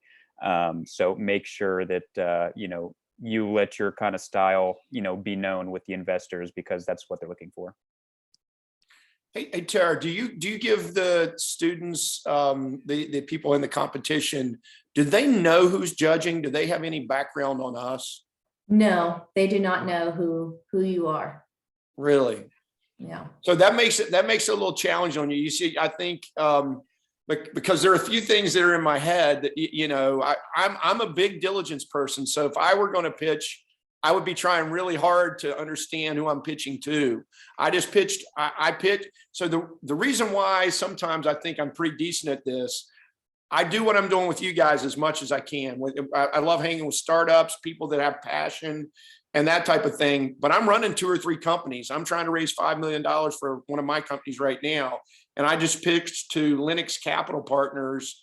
John Harkey is a multi-billionaire restaurateur that lives in Dallas. And I knew everything about John Harkey, even though he just sat on the call and barely said anything, with his group. So I think that's a good. We could bring it back. We used to do that, and we had an unfortunate situation where someone started harassing someone. Yeah. That was a one-off, and we just kind of moved away from it. I'm just saying for the kids. Here's why I would say this. I was going to get this. I was going to ask you, Tara, but I'll just do it now. So there's conceptually, you all are startups. I mean, for this competition, I assume that's relatively true. Augie's a slightly more advanced than that because I was lucky enough to meet Augie a couple of years ago in this competition, right? So at the end of the day, theoretically, you would be pitching to people that want to invest in startups. I mean, tell you what happens though, sometimes in these competitions, you end up getting people that run funds, that run venture capital funds or private equity people, right? And therefore, they're not doing exactly what I do. I'm investing in startups. I don't expect you to know everything under the sun because you haven't run your company for months and years and blah, blah, blah, right? So I'm just saying there's some things that you need to understand as you go through capital stacks, and it's about who you're pitching to. I'm going to tell you right now, you show me more than 11 slides, you have very little chance of getting money from me. In the pitch competition, if Tara and them say they want a certain number of slides, I don't think you do that to them. But, it's really, once again, you conveying some key points, right? And then trying to get a second date in the Q&A. In the competition, you're going to get judged at that point. In real life, if you're coming for money because your plan eventually says, Avalon, eventually you're going to have to raise some serious money. I mean, this is a great start, but I'll just use you because I don't know anything about it yet, right? But I'm just saying, since you told me it's a sport company, and since I heard fabric and IP, I'm like going, you are going to have to eventually raise money. So you may win this, but as you move forward, I still look at it in those first decks. You don't want to go crazy with 20, 30 slides and people fall asleep. Keep it hopping. Keep people moving, and if that's not your personality, but you're really passionate about this, work on it. I mean, if it's natural for you to do this, fantastic. What a blessing. If it's not natural for you to do that and you have a rough time with that, or you're a little introverted, but you know that you really can be a great entrepreneur, work on the pitch because you got to get that money for yourself out of the gate. Eventually you can bring somebody on that's got this kind of, I don't drink coffee and I wake up like this. People worry about me, right? But I mean, you don't be who you aren't. One last tip, and this is not going to be true for this whole thing we're doing right now with the competition, but never forget this. Never forget this. You're trying to get investment dollars in your company. Make sure that you can, to the degree that you can, diligence just as hard who's putting money in your company. The last thing any one of you all want if you start moving forward is to get somebody that's a large investor that really is not on the same page as you. So I'm just going to give you, that's probably, like I said, outside of everything else we talk about for the competition, just remember, if you take that person in or that company in as an investor, and you were uncomfortable with them and you said, oh, but they have $1 million check for me and I need $1 million. I promise you the $10 million worth of pain you're going to suffer over the next number of years with them is not going to be worth that million. Keep looking for the persons that you harmonize with just as much as they harmonize with you. Does that make sense for all of you all? I think if I imparted one thing today, if you guys are serious about going forward as entrepreneurs, just don't matchmake with the wrong person. Well, back to your dating analogy, Kevin, love at first sight exists, and maybe that'll happen for you. But when you're pitching to investors, definitely get some other dates under your belt, right? Like shop around a little bit, because if I guarantee if one person, to use Kevin's analogy, wants to give you $1 million for your business, there's someone else out there that wants to give you $1 million too. And it's really important that you pick the right one. So I just following on what Kevin said, I think that's so Yeah, true. I like Kevin's analogy as well. And just note that we're going to have about 10 judges. That's the most we've ever had. You could get to a third date in the business plan competition. You're pitching, then they might ask you a question while you're live on stage. And then they might come up to you after the competition and say, I want to have a further discussion. So there's going to be lots of people there. There's going to be a lot of exposure. So just be prepared for that and be prepared to answer questions. And so, Tara, that's really all that I was prepared to say, is just run you through the quick, like what we call perfect pitch deck. There's no such thing as a perfect one, but for us, that makes the most sense as to what people come to CRAN with. Tailor it for your audience. Make sure you're including all the things the business plan competition needs you to include. Recognize you've got 5 minutes. Focus on your team. Focus on some of the core functionality of your business, and then keep in mind that you're trying to set this up for that second and third date. I think it's like the big boiled down, bullet points to remember. And if you have other questions about the pitch, or maybe you want to talk more about like pitching to private equity or things later, reach out to us. That's what we're here to do, is to help with that. And also, I don't think that we said this on the front end, Tara, but one of the things we really try to do at CRAN is, even if you're too early for our dollars and it's not a good investment necessarily at this stage for our investors, we really like to try to match you with an investor in our network that has some experience in your industry, or at least a similar industry, to just try to give you a little bit of some industry networking opportunities. And so keep that in mind as a resource, no matter how the competition goes. Reach out to us, me or Kevin, and we'll attempt to do that. So that's kind of all I've got, Tara, unless you have anything else that you'd like for me to cover. Well, thank you guys for your expertise and your time. And I would invite you to join in. Augie's about to tell his story. So if you want to jump in at any point and talk, because there's a lot of connections with the business plan competitions in CRAN. So I'll turn it over to Augie, but if you guys want to jump in with any other comments, I really appreciate you guys being here. And your expertise in this area. So Augie Chico, I'm going to turn it over to you. Past business plan competition, at that time we did winners. Now we don't necessarily have winners. Everyone is a winner for being a finalist. You're guaranteed a minimum of $1,000 in the college and the community competition, but hopefully you can get more. So I will let Augie kind of tell his story.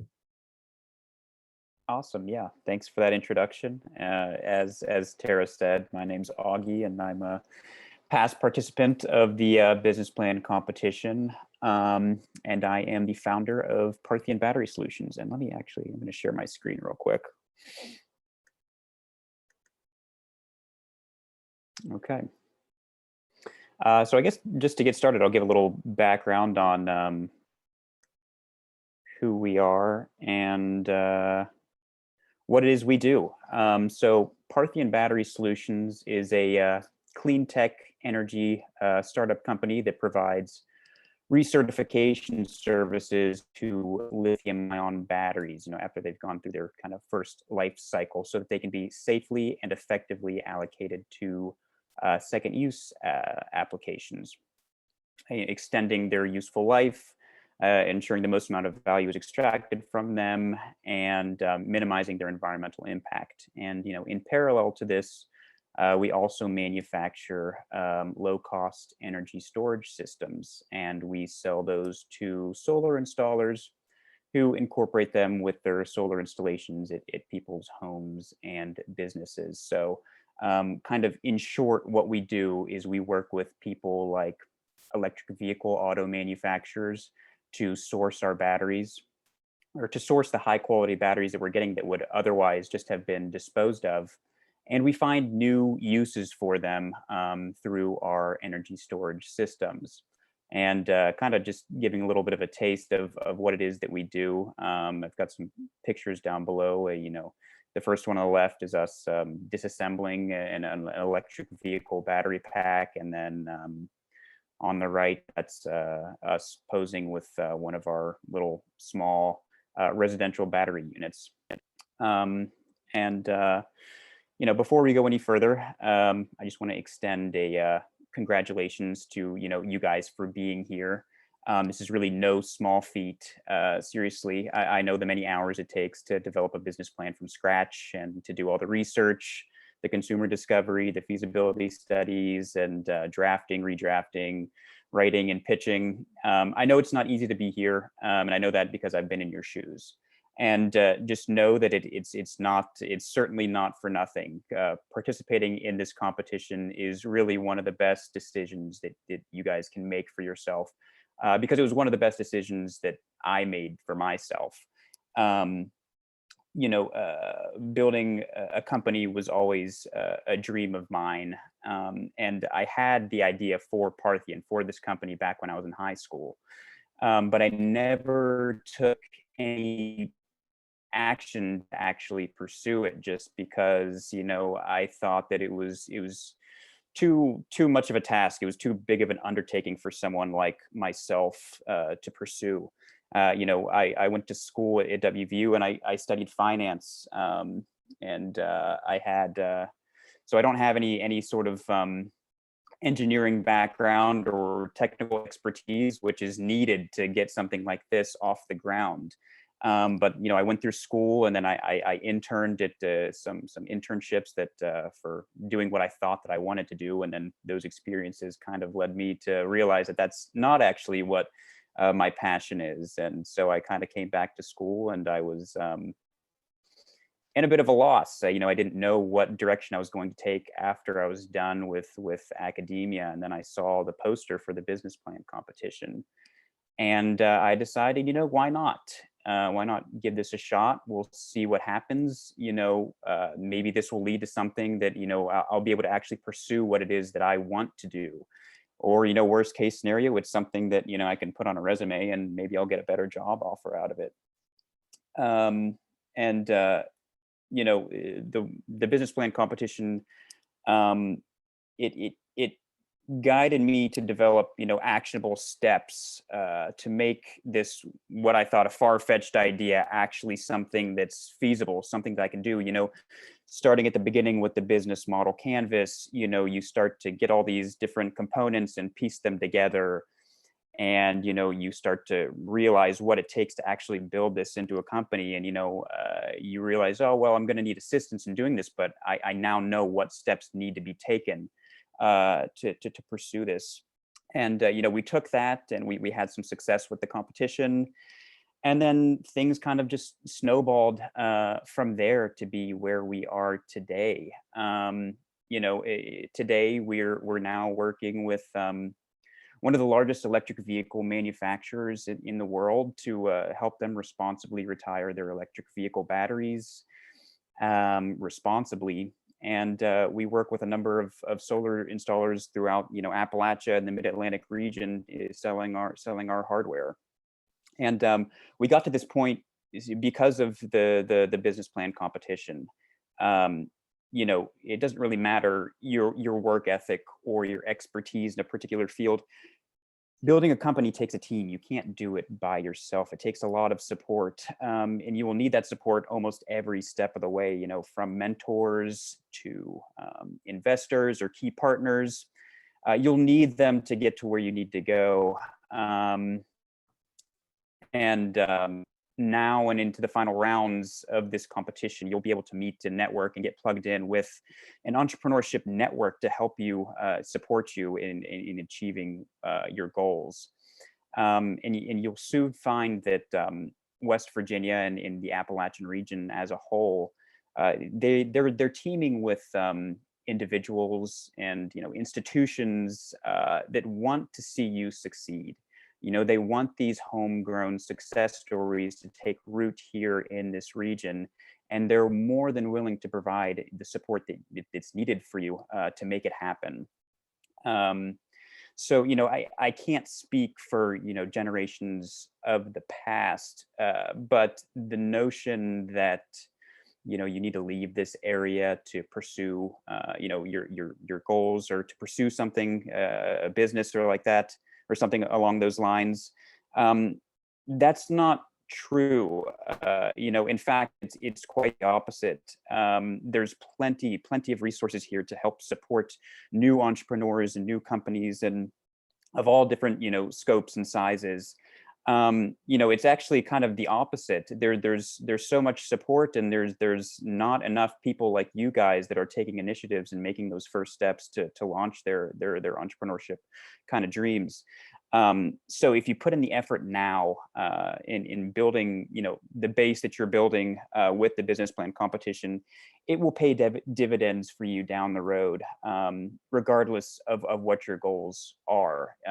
So just put in the work right now, and you'll see it kind of play out for you. And some key points that I just want to kind of drive home to you guys is, no matter what it is that you want to do, put your best effort forward now, because the skills that you gain from this and the insight that you gain from this competition are truly, they're priceless, and you can't get them any other way than just going out and doing it. And it doesn't matter what you're doing. With us, we're trying to build this a multi-billion tech company, and you might be trying to do the same thing, or you might be trying to start a coffee shop on a local corner. It doesn't matter. You need to start with this base, and for some of you, you might be sitting on a golden ticket, and you can utilize this base to build it out into what you need it to be and what you want it to be. And some of you, this may not be, what you're working on now may not be, your golden ticket, but, sometime down the line, you may stumble upon it. And because you built that, you figured out how to implement, a company now, you'll be able to do it, in the future.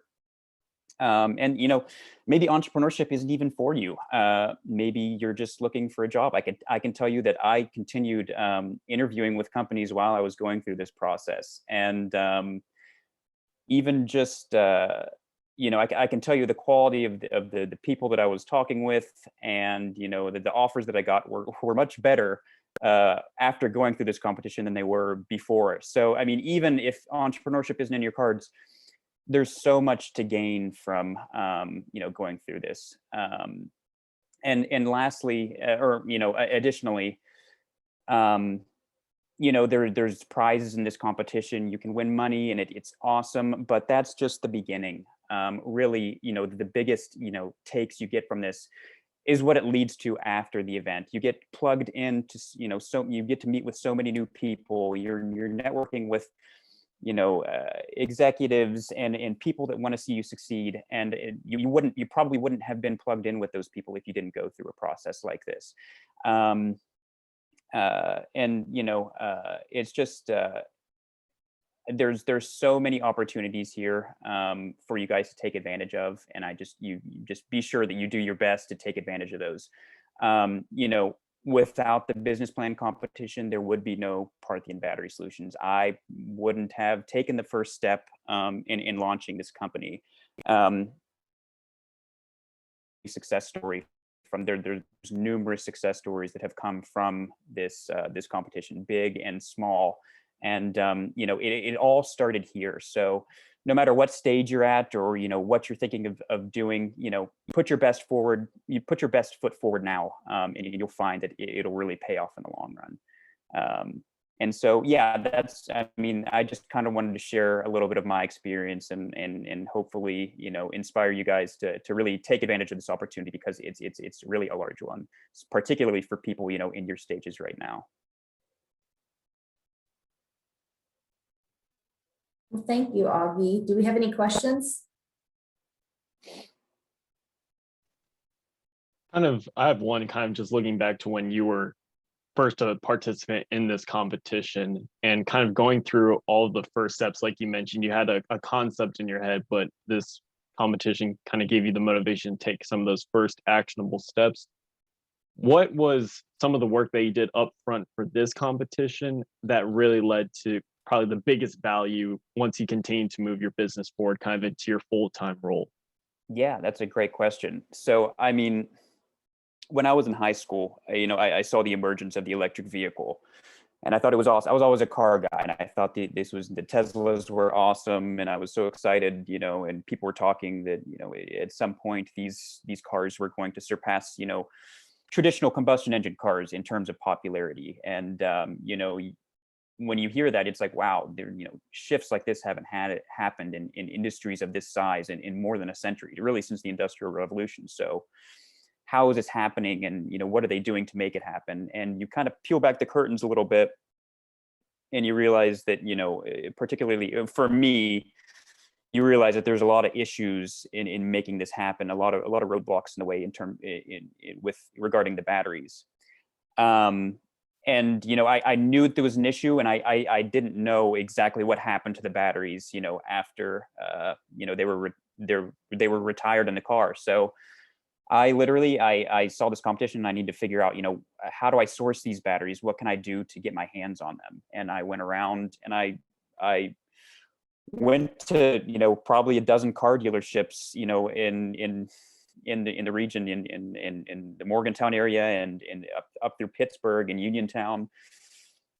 And I sat down and I talked with them. I was like, do you guys sell any electric vehicles? And they're like, well, we've sold like one or two. And I was like, what happens to the batteries after you guys, after they're removed from the car? What do you guys do with them? And they're like, well, we send them back to the manufacturer, and they pay us to do that. And so I got an idea of what happens to the batteries, and then that led to, I talked to some people at these automotive headquarters, and I what do you guys do with the batteries from there? And then they tell me that they do this, they pay a crazy amount of money to have them recycled. And then like at that point I knew it was like, wow, this is really something. Like, not only are these batteries, you're able to get your hands on them, these auto manufacturers, they pay like a crazy amount of money to get rid of them, have them recycled. And we can do it for a lot less money. They'd be actually very incentivized to utilize our services.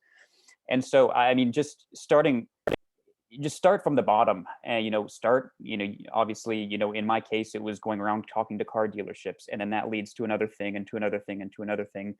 And then you find out where your value add can be.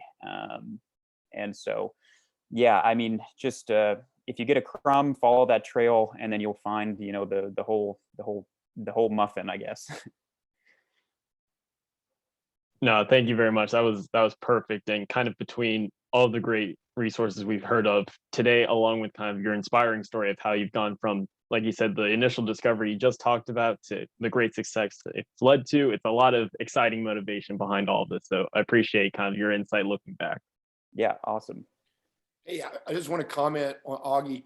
So, Augie, from your pre-business plan to business plan kind of competition win to where you are today as a blooming young startup company, what's been the word that's used currently in most genres, pivot?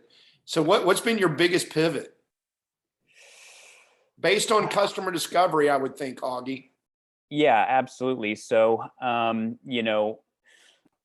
the reason I started this company was, I saw issues in dealing with batteries, and then I figured out that, okay, these batteries are still very, especially when you're talking in terms of the electric vehicle market. These batteries are very viable for second use applications. And so I knew that they could be used, but I still needed to figure out how to use them.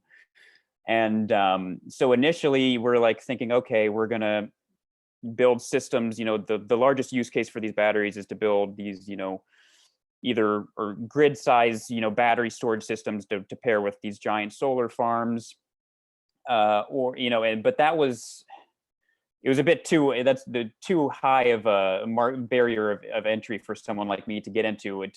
But and then we saw, okay, well, a lot of people are now pairing batteries with their rooftop solar installations. And we're like, okay, that's going to be our go-to market. It's those people. And so we started off, we did consumer discovery, interviewing those people. And then that was kind of like, all right, we need to develop a marketing scheme on tackling, that market.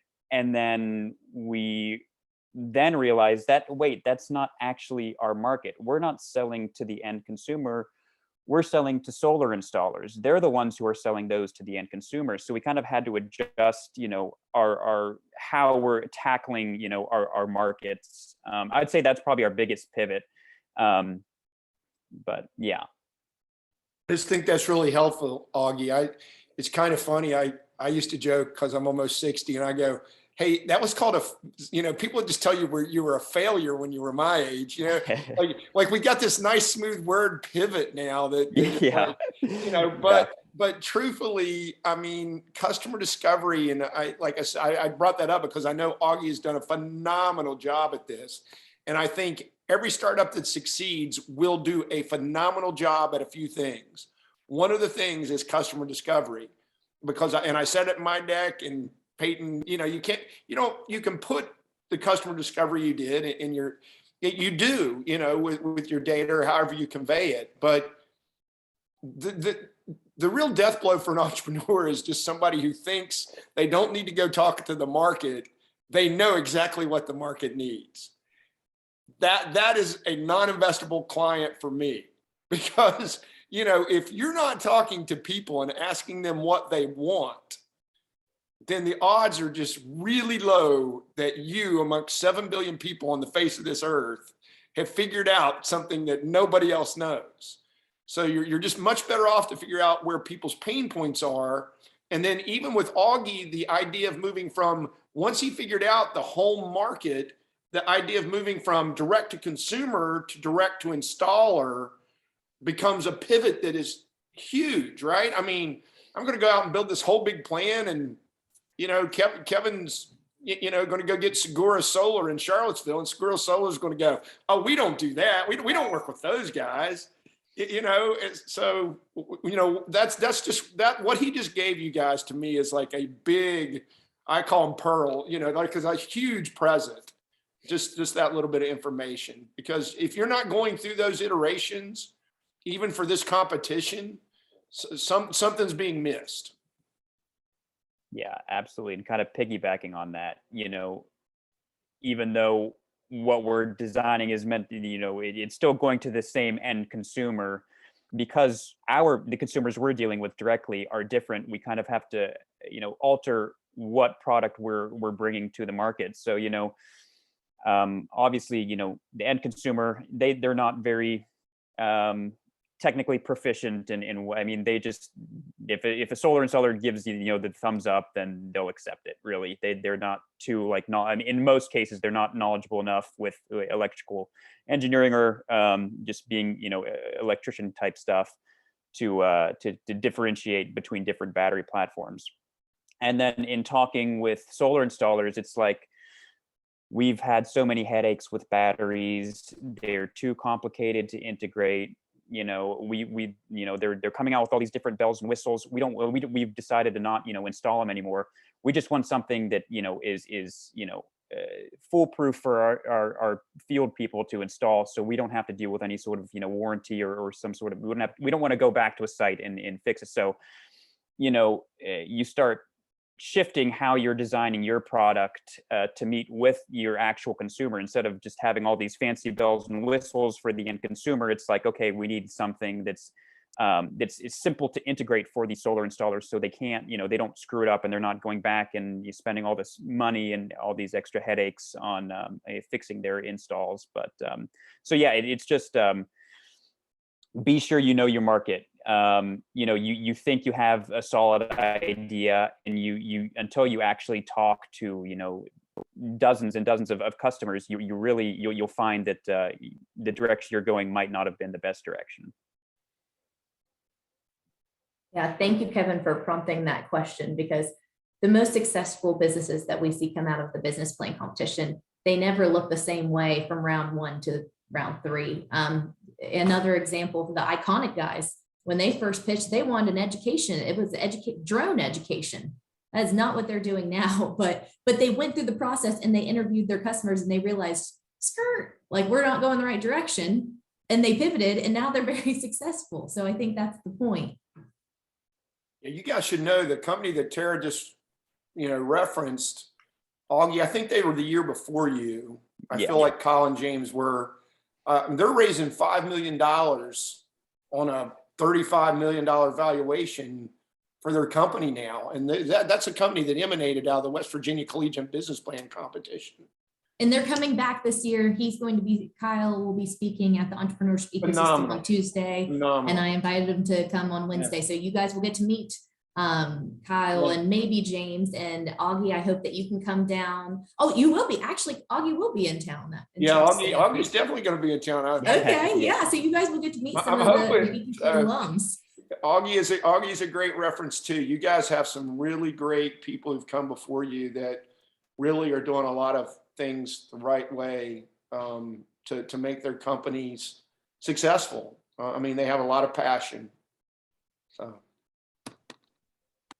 Well, thank you guys so much for being here. Are there any other questions before we close it down? I have a question. Just about the format and judgment. So the judges will get our business plans the week before, right? But I vaguely remember you saying that that's not a point scale, or like, I'm just asking really how you win. Yeah, so there are no winners or losers in this competition. Like back in the day, it used to be there was a $10,000 prize, but now we have a $50,000 pot of money. So you are pitching for what you need. So for example, let's just say you need a provisional patent and you're pitching and saying, hey, I need judges, which one of them will include Kevin. I need $11,000 for my utility patent or whatever it is that you need. So there is not one winner. So Avalon, you could win money. Bobby, you can win money. Anna can win money. Everyone can win money. There is not one winner. And you are guaranteed at the college level a minimum of $1,000 at that final competition. So Kevin will watch all day long. He's going to watch the high school students, the college students, and the community students. All of those judges are going to go in a separate room during the networking hour, and they are going to figure out how to distribute. And it's actually probably going to be more than $50,000, but right now we have guaranteed 50. Distribute, where is that money going? So what you pitch for is what you're asking for. So be realistic. You are not sitting in front of Kevin saying, I need $200,000. If you want investment, you can say, I am open to investment. We will have 2 members of the CRAN board in the judging panel. So the idea is if you are looking for investment, you're trying to get an invite to pitch in front of the CRAN board. But this competition, the business plan competition specifically, you're pitching for funds that we will not be taking equity out of. Does that clarify? Yes, that does. So there's no scoring rubric. So you are not going for the rubric. You are writing a business plan and you are pitching. But when Kevin reads that business plan, he's not sitting there scoring it. He can write comments back to you through Venture Dash, but he's not going to say this was a 5 and this was a 4. There's no scoring rubric in the final round. Okay. So it's more just like how we're connecting with the judges that will allow our funding. Yeah. So if you just need to decide what you need to pitch for. So you need to say, I need X dollars for this. And you're going to pitch, hey, judges, I need X dollars for this. And if I think that you had a question about you don't have your provisional patent yet. It hasn't gone through. Right. So you were worried about proprietary information. So you can put that in your business plan because the judges are going to be signing confidentiality agreements. So you can always make reference in my business plan, in section, whatever, we are filing for our provisional patent and here's some more information. But in your pitch, and you only have 5 minutes, you're saying, hey, I need X dollars to do this. Okay, cool. And then you want that PowerPoint presentation staple. You can do, that's up to you. You can do a PowerPoint presentation. Yeah, you'll get 5 minutes. Okay, so I get 5 minutes and I can do whatever. Whatever you want. If you want to have a fashion show with your stuff. No, I have so many ideas. I was like, okay, I just and that's it. Boundaries. Yes. Okay, thank you. I do think that Tara gave you a roadmap and Peyton did too. Even in this competition, and maybe especially for this competition, to be candid with you, right? You know, you've won a little bit of money, but what is it? What is the next thing you need to do? So you need to have that map, right? Peyton called it a pie chart, however you want to do it, but use of proceeds. How much money do you need from where you're at right now to get to a next step?